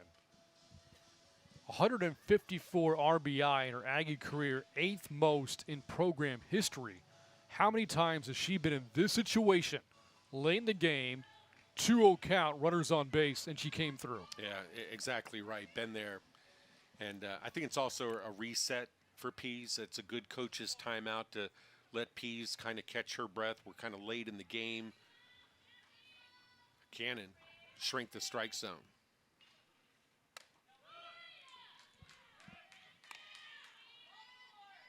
You always think of that question, right? 3-0, what do you do as a coach? Red light, green light. This situation, I would think the Cannon's taking again. Yeah.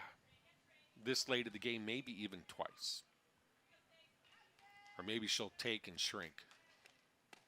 If that lead was 3-0, maybe even 2-0, maybe the green light in that situation, but a 1-run lead right now, no.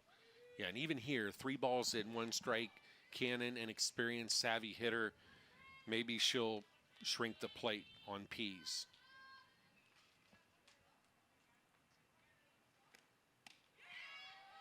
Just misses the inside corner. Off by a hair. A walk to Cannon will load the bases now for Julia Jimenez. Yeah, tremendous take there by Cannon, and it could have been a situation where Cannon was looking for 1 pitch and was going to take regardless. Big moment in this ball game, obviously, because we know how quickly the smoke can erase deficits. Jimenez takes ball 1. We saw it on Sunday. The Adelitas twice with a 2-run lead had the bases loaded with 2 outs. Both times, Casey Flores, the batter, couldn't come through striking out. And then we saw that big inning from the smoke to come back and win the game. She's fallen behind Jimenez 2-0. That really gets the Tidal Wave dugout excited. Another timeout here. Coach popped out of third base dugout. We going to get a change here, yeah? I think so. You can see the gears turning for Pease after falling behind 2-0 there as well. Having trouble locating the strike zone, and that's going to bring in Jessica Mullins. The former Texas State Bobcat is going to come in, inherits not only 3 base runners here, but a 2-0 count. Yeah, not the easiest situation to come into, but I do want to say this about Pease. As Pease exits, heads to the dugout, gave up just 1 run and so far, and that was the Anzaldo home run back in the 4th inning. But other than that, she has been so good. You mentioned it was 91 degrees about 15 minutes ago or so. Well, when I arrived at the ballpark not long before first pitch, it was about 98 degrees. And so think about it. Pease arrives at the park, and I'm not making excuses for her, but she arrives at the park, goes through warm-ups, right, is in the heat of the battle, and heat literally of the battle. This is a taxing kind of day for whoever's in the circle. Well, now that person in the circle is Mullins from Tarkington, Texas, and again played here at Texas State 4 remarkable seasons. This year named a first-team All-American. She was the Sun Belt Conference's Pitcher of the Year, 2nd of the nation in wins, 31. Also 2nd of the country in innings pitched. Didn't see her pitch to the series last week, a abbreviated series against the Adelitas in 3 games. So her first appearance in almost 2 weeks right now. Yeah, and you look at the numbers, her career here for Ricky Woodard and the Bobcats at Texas State. I mean, she did come out of the pen at times, but it wasn't very often she came into this situation. She was usually starting innings. I put a D in innings, endings. It's been a weird broadcast, man.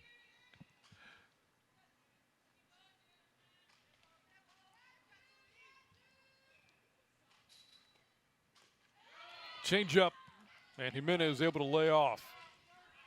And that's really, as far as Mullins goes, that's really where her career soared, is when she mastered that changeup. She became even more difficult to deal with from the batter's box. Comes right back with the pitch down to the heart of the plate. Fills the count. Over at third, Shellerman. At second base, Anzaldo. Cannon the runner at first. Watching Jimenez, her reaction to that 3-1, it almost looked like she was taking. Didn't see much of a load there. Big pitch, 3-2, a ground ball to third. Eccles will make the play across the diamond, and the tidal wave leave the bases loaded.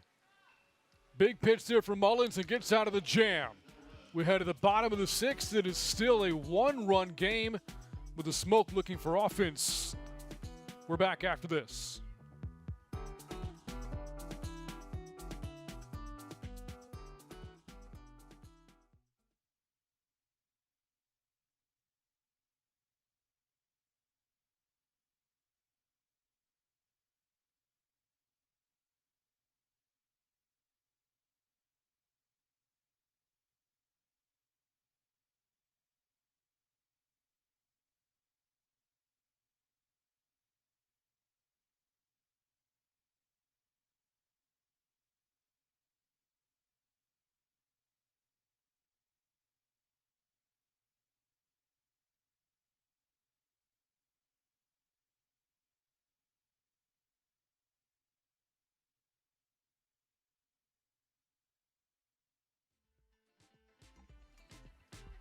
Well, Bill and I have talked fashion throughout the broadcast, the team's uniforms here today, but Bill has also been encapsulated by the headgear of the coaching staff with the tidal wave. Bill, you were a fan of the straw hat look, aren't you? Well, I'm going to take everybody behind the curtain because everybody really cares about my travel plans.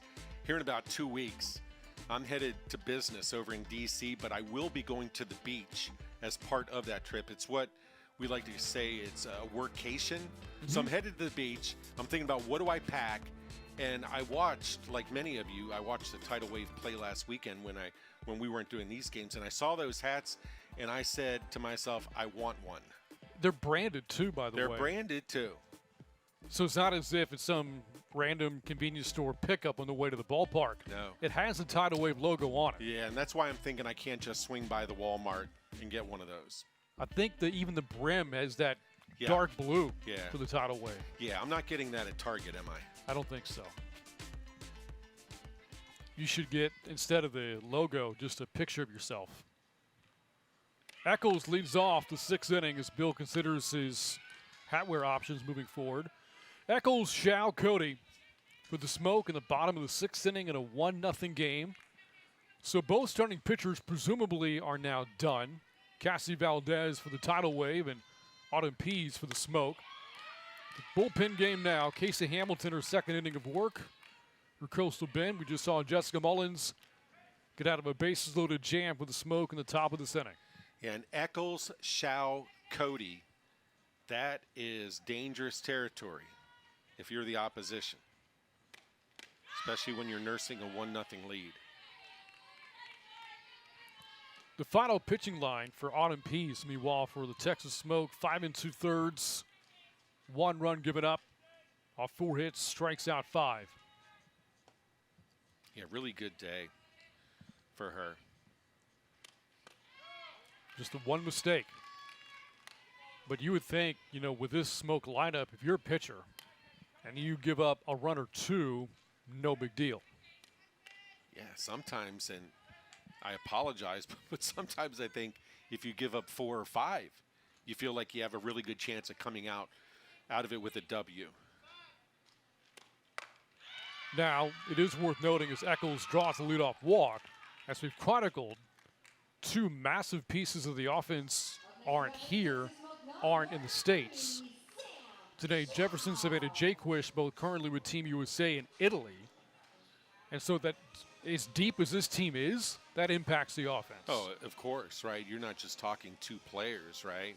You're talking 2 significant significant pieces of this team, as we see Kelly Gooden is going to come in and run for Eccles at first. That is the fourth inning, by the way, fourth inning that Tidal Wave pitching has walked the leadoff batter. And that old saying that leadoff walks score hasn't happened today. Several trends haven't held up in this game today. And that's a big one, especially the fact that 3 previous haven't hit pay dirt. Samantha Schaaf for the day, 0 for 2 with a couple of flyouts. And takes ball 1.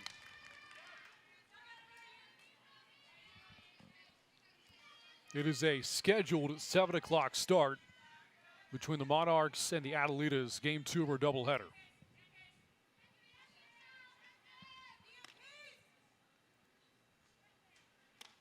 I say scheduled because currently 5:45 here in Texas.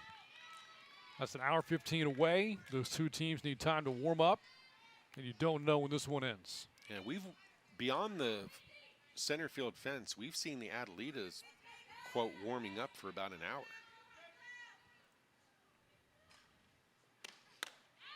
Three 3-0 to Shao. Well, I can't afford to put Shao on here. I know it sounds dangerous, to throw strikes to her, because she could make this a 2-1 game in a hurry, but 1-0 lead, you can't afford to walk the first 2 batters of the inning. And she's done, no, not just that. Thought that pitch a little bit up, but Lyndon Baptiste calling it to the top of the triangle for a strike, and it's 3-1. Shao took 1 step to first base.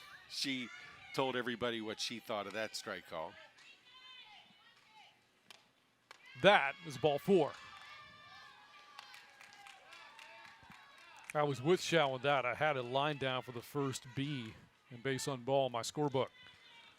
And we've already talked about the fact this past Sunday, the Smoke trailed 5-3, and it was, or check that, 3-1, I beg your pardon, and Cody came up and yanked one over the wall and left to tie it at 3-all.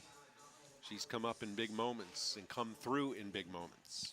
Well, Blake Miller's making another change in the circle. Out is Casey Hamilton, and is Kelly Lynch. Talked about this earlier. Just a tremendous two-way player at LSU, and before that at Washington. This year with the Tigers, second team All-SEC, record of 9-3, ERA of 2.70, 95 strikeouts this season, 6 complete game shutouts this year, to include a no-hitter against Auburn. Yeah, somebody who's used to, as you go through her background, somebody who's used to having the bright light shining on her. Started her career way back when, was Pac-12 all-freshman team, and just put together an exceptional career before she was done. She held the opposition to a 189 average this year. That was the 10th lowest batting average against in the SEC.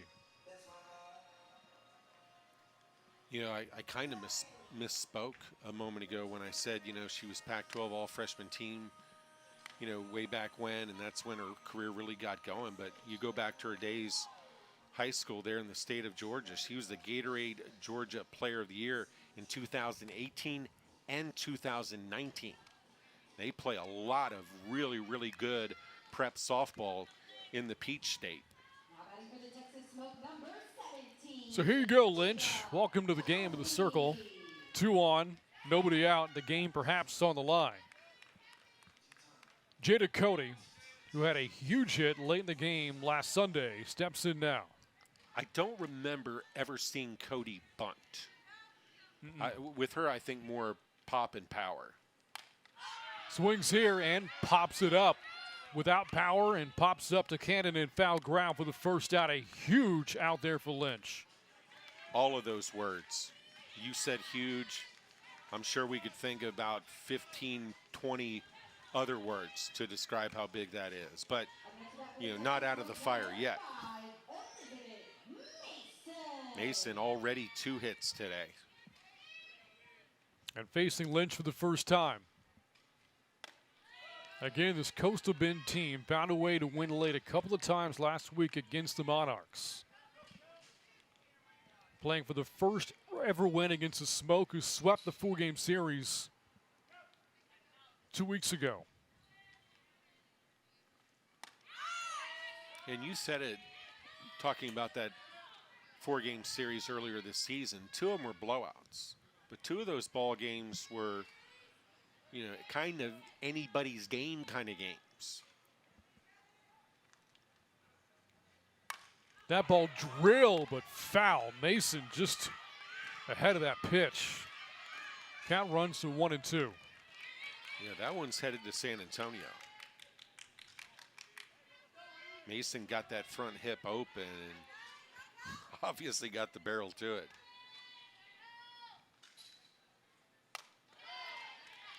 I love the personal messages you see on the player's gear from time to time. If you look closely at the glove of Lynch, it says, "Enjoy the now."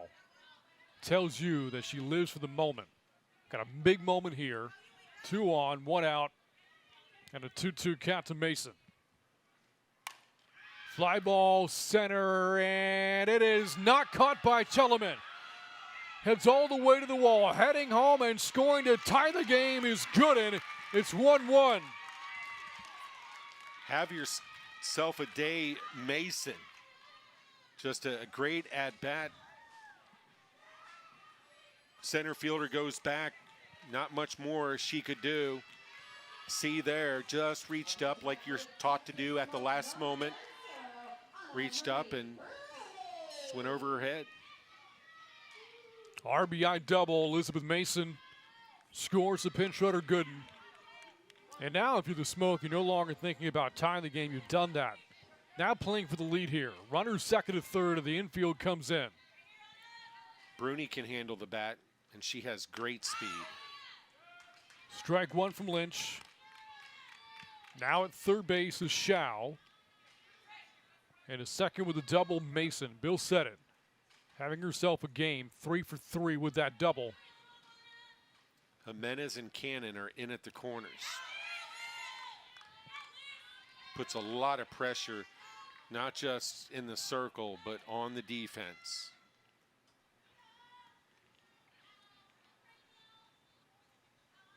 The Smoke and their never say die attitude pops up again.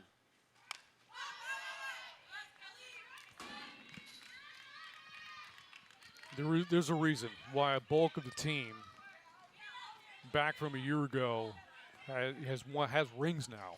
Yeah, and Jaquish is in Italy right now. Mason steps in for her and 3 for 3 today. You mentioned the depth on this Texas Smoke ball club. Fly ball to left, coming in Whitley, and Shao's going to hold up at third base. That's out number 2.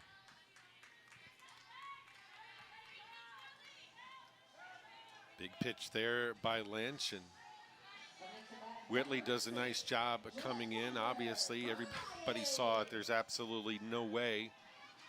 Put pressure on the defense there by tagging.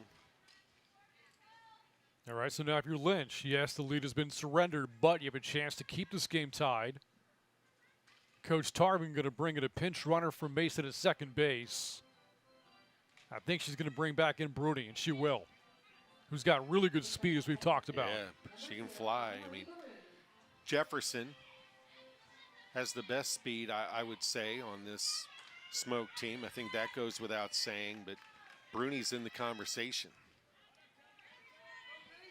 Denver Bryant's 2 at-bats, 2 walks, and ahead a ball and no strikes. And that's a good observation by the Smoke coaching staff, right? To recognize the next move in the game of chess that they can make, go ahead and make it, because you never know. I know the runner at third's the really important one, but that trail runner could be huge. Swing and a miss. Bryant trying to check her swing, but couldn't. County evens up at a ball and a strike. We've seen Bryant come up with some big plays defensively so far this season. Here's a big opportunity with the bat. Again, the big number for the Smoke last week. Talked about it earlier in the broadcast. in the sweep over Hub City in 3 games, 19 for 35 with runners in scoring position. It's insanity. 2-1 on the way. Bryant takes, and the count runs to 3 balls and a strike. If you're Lynch, if you're the tidal wave here, you have to tread carefully because it's Espinoza who's on deck. So far, the Smoke have left 6 runners on base. Bryant takes again, and that will load the bases. Now, how about her game? Hitting in the 9-hole, 3 at-bats and 3 walks. Trifecta. Everybody, of course, the stat fans out there, you realize you're going to pick up the box score, and Brian, it's going to be a bunch of zeros. But it won't be zeros in terms of how important that at-bat was to be able to pass the baton to Espinoza. Bryant didn't expand the strike zone. She commanded the strike zone, and now she gives her teammate an opportunity to come up big. I would think with the walk moments ago to Bryant that Espinosa's probably going to take the first pitch or 2 here. Yeah, we'll see. Or at least, and I know I refer to this often, but at least maybe shrink the strike zone. Because Espinoza has a good feel. Clearly, you look at her resume, she has a good feel for what her pitch is. So maybe it's a case there where she's disciplined, she conditions herself to only look for her pitch here. Bases loaded, 2 outs. Espinoza does take, and Lynch starts her off with a strike. Outside corner, that's a good bounce back pitch by Lynch. Get ahead in the count, kind of put the batter on defense. Shaw at third base. The pinch runner Bruni is at second. Denver Bryant at first. You think about the possibility of a double for Espinoza. With that speed, it could clear the bases. 1-1. Way out of the zone. 2 balls and a strike. Looking ahead to the top of the 7th inning for the tidal wave. Speaking of Lynch, she's due to lead off. Then it would be Garcia and Wiggins. Kind of the middle of the order due up for the tidal wave. First things first. Off the plates. Lynch didn't get the call she wanted on the outer half. Now 3-1. There's some of that plate discipline by Espinoza. A big moment. You figure her heartbeat, her pulse is up a little bit, but still able to be disciplined with the bat. Swung on left field, and that's off the top of the wall. Bounces back in play, and it will clear the bases. Bryant scores. Espinoza delivers a bases-clearing double for the Smokes' first lead of the game. What a piece of hitting by Silent Rain Espinoza. Got ahead in the count, knew what to do with it, and you see the end of the play as you described, Brant. It's off the top of the fence, and that actually hurt the tidal wave, that it didn't go off the fence and bound back towards one of the fielders. It cost them time. The outfielders were kind of waiting for the carom that never came. Well, this team just keeps finding a way, don't they? And you go back to the top of this inning. The tidal wave had a chance to add on to a 1-0 lead. If they do so, maybe this bottom half of the inning is completely, entirely different. Yeah, 3 of the 4 runs that have scored here reached via free pass. And then there's that. And then there's that. We talked about how Valdez was issuing some walks early in innings, but surviving. Well, it came back to bite the tidal wave here in the bottom of the 6th. You kept chronicling how the leadoff runner was getting on multiple times with walks, but the tidal wave kept wriggling off the hook, whether that was Valdez or Hamilton. But you play with fire long enough, eventually, going to get burned. Yeah, the Smoke, and Espinoza did it there. Eventually, the Smoke are going to get a barrel to a ball.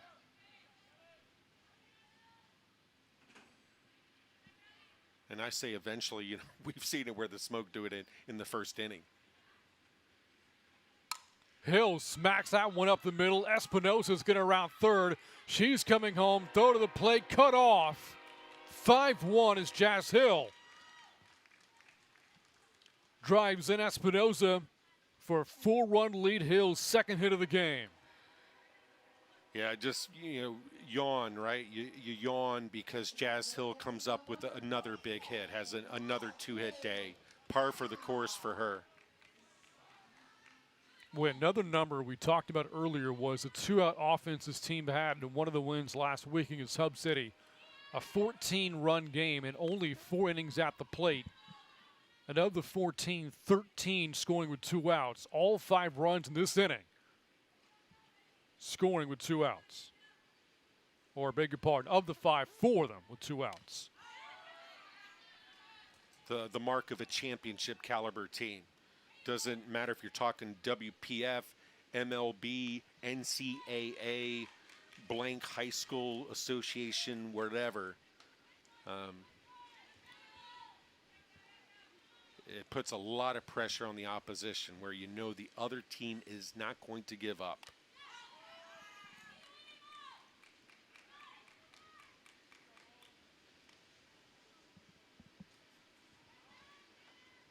Assuming Jessica Mullins is back in the circle when we go to the top of the 7th. Boy, a ton of pressure's just been taken off her shoulders here. Right? Yeah, the last time she had the ball in her hands, she was pitching with the bases loaded, trying to keep her team only down by a run. And you're right, if she does get the ball again, she'll be walking out there with a 4-run advantage. And she's a bulldog, as you know.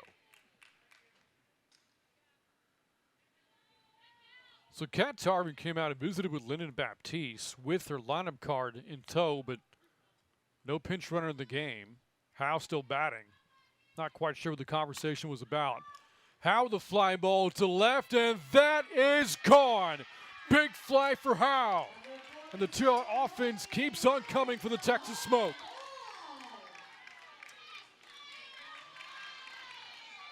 A lot of smiles at home plate right now for this prolific Smoke offense. I feel like a disc jockey. The hits just keep on coming. Opposite field home run for Morgan Howe. Hit 9 homers in the league a year ago. That one, no doubts. And now the Smoke have batted around for the second time in as many games. This team has put up a 7-run inning. Yeah, 7 in the 5th to come back from a 3-1 deficit on Sunday and trailing 1-0. And you wondered if this game was just going to fade into the night as a loss for the Smoke. No, said the Smoke. The rally all began with Charlotte Eccles, who's batting here with a leadoff walk. In this inning, 3 walks. All 3 of those batters would come home to score. 2 doubles, and now a 2-run homer. And for folks, maybe this is the first WPF game you've watched. Heck, maybe for some folks tuning in, maybe this is the first inning of WPF you've been able to catch. It's not as though the Smoke are doing this against chop liver pitchers. We go through the resumes about who's in the circle, and these are top shelf pitchers who the Smoke are finding a way to put together innings against.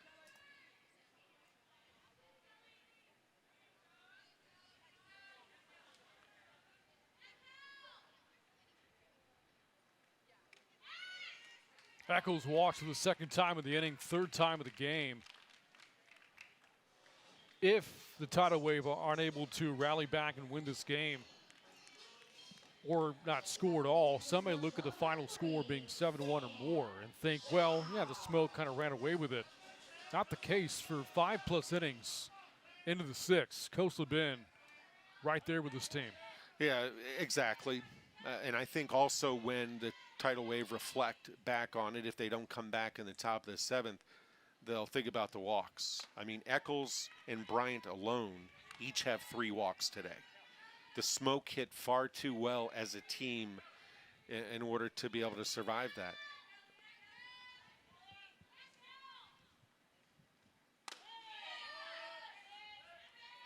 One ball, 1 strike to Samantha Shaw. Also batting for the second time of the inning, walked and scored on the double hit by Mason. Or actually came home to score on the double hit by Espinosa, beg your pardon. Go back to the at-bat from Espinosa. Bases loaded, 2 outs. Went opposite way and a ball that hit the top of the wall, just missing a grand slam, but settled for 3 runs. Yeah, great piece of hitting. Ahead in the count was Espinosa, and that's why she's playing in the WPF as a professional. It was a professional at-bat. 2-2 to Shao. Swing and a foul tip strikeout will finally end the inning. But again, the Texas Smoke, winners of 7 straight, put up 7 runs in the bottom of the 6th inning, 6 scoring with 2 outs.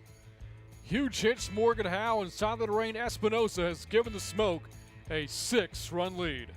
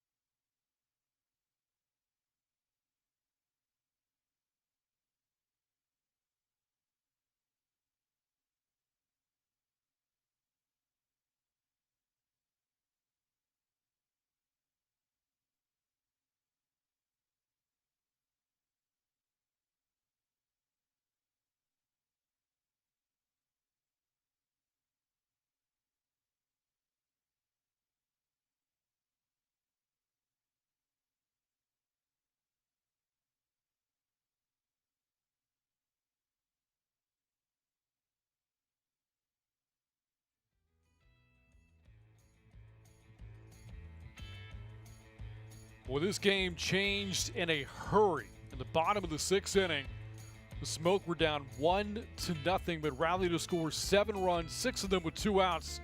And with that, Jessica Mullins 3 outs away from delivering the team's 8th consecutive win.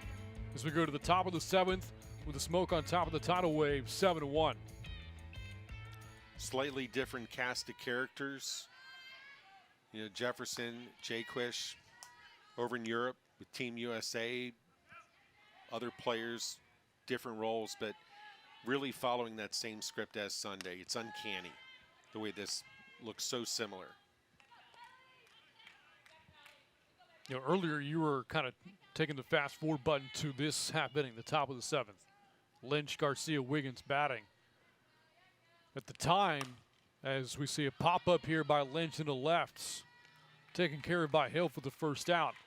At the time, I think it was a tied game, 1-1 when you said it. It was. And certainly that lineup, had some intrigue, like what could they do if the situation is tight. Not as much juice behind it right now. Not at all. Yeah, and that's, we hear fans and broadcasters, players, coaches all the time talk about the crooked number. Well, coming up with a 7 spot, you know, you take a lot of juice out of the other dugout when you hit the other team with a 7-run inning. You know, a 1-run inning, 2-run inning, even a 3-run inning. If you're the opposition, that kind of deficit, you can talk yourself through it. But man, it's a big mountain to climb to tell yourself that you're going to score 6 runs against this Smoke staff. Bryant, nice pick on a ball that took a really sharp hop against her, able to recover and make that throw to first base. A ball that, again, really could just kind of shot up out of the dirt. Watch her field this right near her face. Snow cones it and delivers to first base. Yeah, between games, Bryant's going to want to get a rake out. That shortstop spot. I don't want this to be lost as we go to the, you know, nobody on 2 outs, but that was a nice play at first base by Cody on the stretch. Tidal wave down to their final out. And Wiggins looks at ball 1 up from Mullins. The only run for Coastal Bend of the game, the leadoff solo homer hit by Tatum Onzaldo in the 4th inning. And at least for a second, you thought it might hold up. Mullins trying to drop in that changeup. Saw I think a little bit of a smile there at the end. Mullins in line to get the win. She's going to have to buy everybody dinner tonight. You know, we laugh and joke a little bit, and you think about the 7 runs is what's going to win this game. But Mullins, as we discussed earlier, inherited the bases floated and a 2-0 count. Yeah. When at the time it was a 1-0 game, and she delivered. And change one thing, sometimes you change everything. You and I have had that conversation for years. But if Mullins lets a couple of those runs in, and it's 3-0 Tidal Wave, that might have changed the at-bat for the Smoke. Absolutely. Wiggins trying to extend the game, but now the Tidal Wave down to their final out.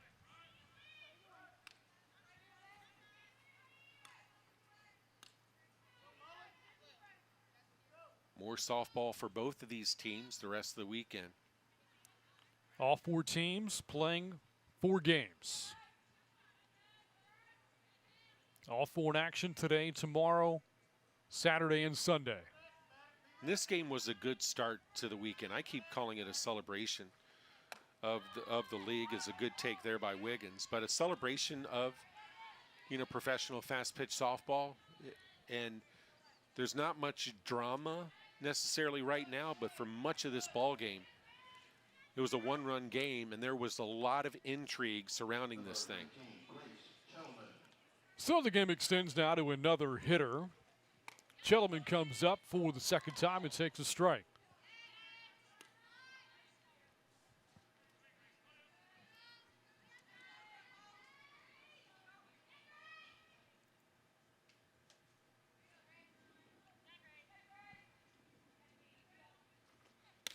Discussed Chelman's time in the Sun Belt at Marshall, her final year anyway, before that Conference USA. Well, this year, also in the Sun Belt, but as a coach, a graduate manager of Southern Miss.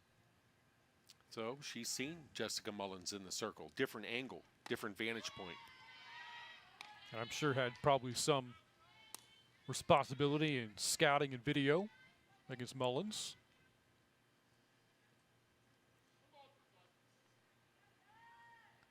And once again, the Tidal Wave down to their final strike. 1-2 from Mullins. And just misses. It's 2-2. Yeah, good take there. Mullins was ready to celebrate with Mason, her battery mate.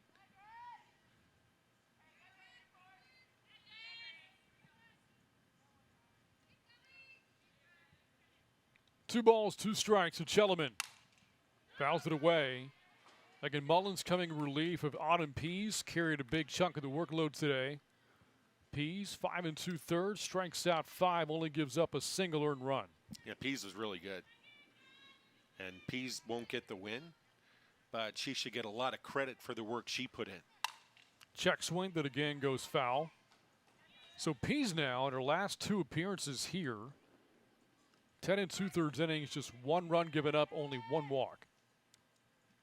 Been really good. Those are good numbers.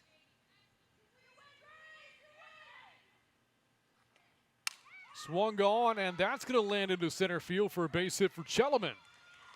A player that didn't start the game, coming off the bench, a couple of base hits. And this game not quite over yet. It is not. And we don't know because our crystal balls are broken. We don't know how this thing's going to end. But if nothing else, it will let the Tidal Wave get a little bit of confidence back, right, after what they went through in the bottom of the 6th inning. And now a quick conversation between Mason and Mullins as Malaysia Ochoa comes up now for Coastal Bend. Mullins doing this under the watchful eye of her former coaching staff here at Texas State. Ochoa 0 for 2 and falls behind 0-1. Ochoa turns to our home plate umpire, Lyndon Batiste, and asked if that was a strike. You see a lot of batters do that. I'm reading body language. I think Lyndon Batiste said, yeah, it was outside.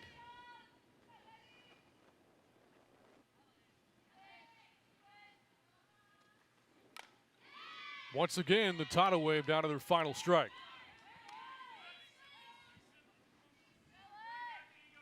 Let's see if Mullins goes back to that change that got her so many outs, so many strikeouts in her career in San Marcos.